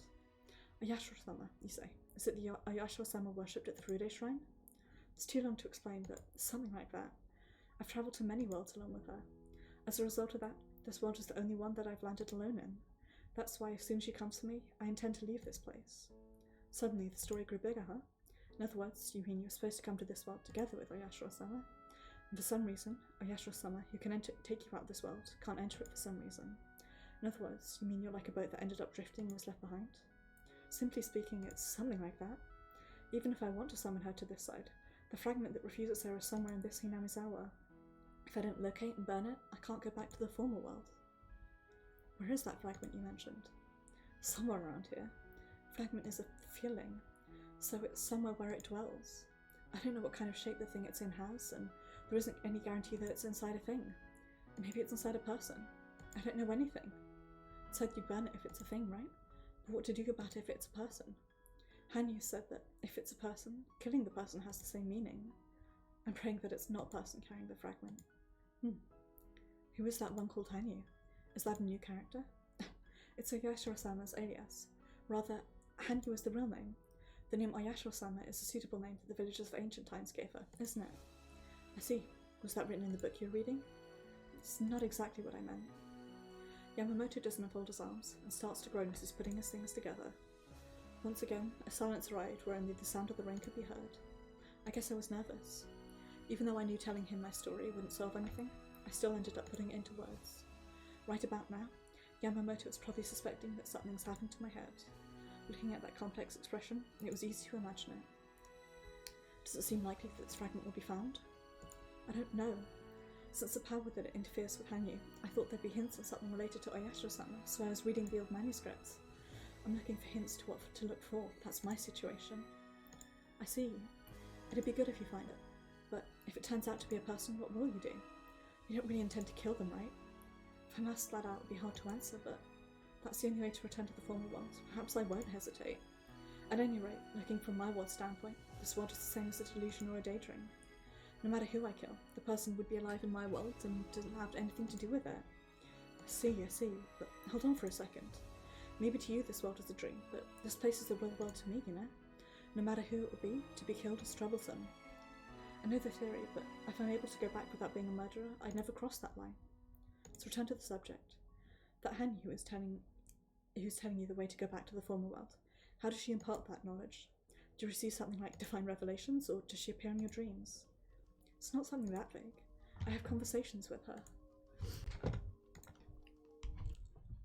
I'll play this song again. I have conversations with her. A certain crystal globe plays the role of communication device between Hanyu and me. Is that so? Then could I also talk to her? That was a sharp suggestion. If I let him actually have a conversation with Hanyu, there won't be better evidence of that to prove my ludicrous story. But I'm a little apprehensive. Even if Hanyu can talk to me, there's a possibility she can't talk to Yamamoto. Given the magical item in my hands, it's a reasonable argument, but maybe it's worth a try. I take out the crystal globe from my pocket. Marble is the communication device? Of course you think that's what it was. I thought it was just a marble too. The light of the crystal globe is very weak. The light just gets dimmer and dimmer, and lately its recovery is also taking longer. Ever since I talked to her in the light a few days ago and the light dwindled, it doesn't recover at all. With the brightness of this degree, it won't be enough yet. It also seemed to need a bit more time to recover. Did you notice the light dwelling in this marble? I wonder, isn't it a reflection of the light? In any case, it's a pretty marble. Is it lemon soda bottleable? No way. It's the Furude Shrine's most valuable asset. A precious heirloom killed Kamino something, that's what I heard. To say it looks like a lemon soda bottle ball is kind of blasphemous, but I think that's what it looks like too. Furude Shrines. Then how do you talk to Hanyu? I try to press it against my head, and then I can hear her voice. Without delay, Yamamoto tries to do that. He closes both eyes and goes, Guess it's impossible. I can't tell if it doesn't work because it's not me doing it or because its power is weak. I'm sorry, but I can't hear her. How about you? To talk to Hanyu, it must recover a certain amount of power. Lend it to me. It doesn't work with me either. The crystal globe not having recovered yet, it's not possible to hear her voice. I hold it tightly against my forehead, but I only feel a pleasantly cool touch. I couldn't feel any sign of her power. I see. That's a pity. Seems the power recovers with time. If you can give me a few days, I'm sure it'll be possible to talk through it again. When that happens, if you could try it again. I see. Then, when it's possible to talk through it again, would you be sure to allow me to try again? Yeah, of course. After all, as things are, you'd end up thinking I'm just a strange kid who needs therapy. To not solve that misunderstanding will leave a bad aftertaste. How much time will we have to wait until the powers of the globe recover? I think just a bit more. Maybe if we wait one more night, it'll be alright. When the power returns, I'll tell you. Thank you. I'll be waiting. If you let me talk to Hanyu, I'll cooperate so you can go back to your other world. What do you think? Really? Single world, cooperate, penetrated deeply into my heart. The fact that a person who comprehends my existence aside from Hanyu exists is certainly very heartening. Besides, with two people, the effort required to check all the books in that huge pile will be cut in half. Being as busy as I am now, it made me very happy. On the other hand, I think about Yamamoto's feelings. To Yamamoto, at the moment, I'm a dangerous person, suggesting I'm quite capable of committing murder, even a murder, thanks to a delusion. All the things he said, where it seems like he comprehends me, it's just an effort to continue communicating with me, and he doesn't mean he really believes what I'm saying. But if Hanyu and Yamamoto managed to talk, all those ideas would be blown away and he'd have to believe the supernatural phenomenon. Hanyu and I. But in practice, it's not possible for things to go that smoothly. At any rate, even if Hanyu and I can talk, I guess it's quite possible that Yamamoto won't be able to hear anything. Even if I convey her messages, he probably won't believe me with just that. But nevertheless, I have to try. I'll challenge anything without giving up before trying. I should have learned at least that lesson in my 100 years. It's a promise. If you can talk to Hanyu, please believe me. She says ow ow a lot, and she doesn't look like a god at all. I promise. If you let me talk to Hanyu, I'll believe your story. But if I can't talk to her, what do we do? I didn't expect him to possibly reply like that, and got perplexed. Even if you say, what do we do? If you win, I promise I'll believe your story. Then, if I win, would you promise to believe mine? What about it? That's fair, right? Yamamoto's story. What kind of story do I have to believe? Well, even without hearing it, I can imagine what it is. He'll probably ask me to be admitted into a rather large hospital and let me make a detailed examination in my head. Naturally, since I don't have anything abnormal, the results of the examination will show nothing. With that, he'll say I need mental care. Will he say I need mental care and give me drugs? In the past, I guess I heard it from Reina. She said there are drugs that leave you terribly lethargic and you start to not even be able to think or do anything. Dangerous patients think about bad things and put bad things into practice. Seems those drugs end up shutting off both things. To swallow them is the same as to be killed. In this case, the conditions seem to be equivalent, but it looks like the game's balance was unfavourable to me from the start.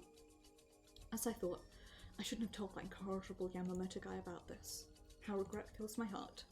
If I'd said something like, it was all a joke, did you believe it, Nipa? Now, would I deceive him about all of this? To make that my last resort, I guess I should wait for the Kamin or whatever to recover, but yet let Yamamoto try to communicate with it, and use that last resort in case of failure. I won't throw away the small possibility of Yamamoto becoming my ally before trying.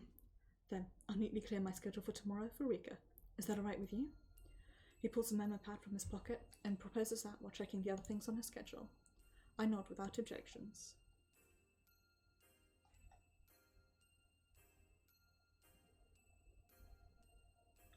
Now I desperately want to know what Yamamoto's story is.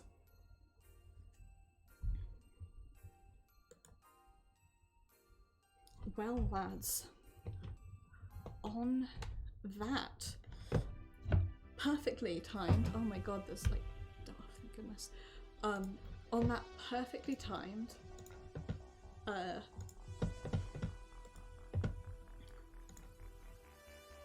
god, I can't talk and do things at the same time. On that perfectly timed cliffhanger, I'm going to end things off here. I wound up going for the whole three hours, even though I didn't expect to. I will be streaming Nier Automata this Saturday. We will be doing the arenas and hopefully getting through all of those without too much trouble, hopefully. Then on Sunday it'll be Destiny 2, where we will, as usual, be doing the new story content, but I'm going to start off by trying to do the Harbinger content, because I want the ship and also I want to try and get the achievement, so fingers crossed. Then on Tuesday it'll be Final Fantasy XIV, where we will be continuing our Tomestone, Mogstone, Coins, Memories, Endless Things grind. 5.5 is coming very soon, so just keep pushing. And then next Thursday will be more Higurashi When They Cry, Saikoroshi. We will see how and if Rika is ever able to return to her own world. So take care everybody, have a wonderful evening, do look after yourselves and be excellent to each other. Thank you very much for coming along, and I shall see you guys on Saturday.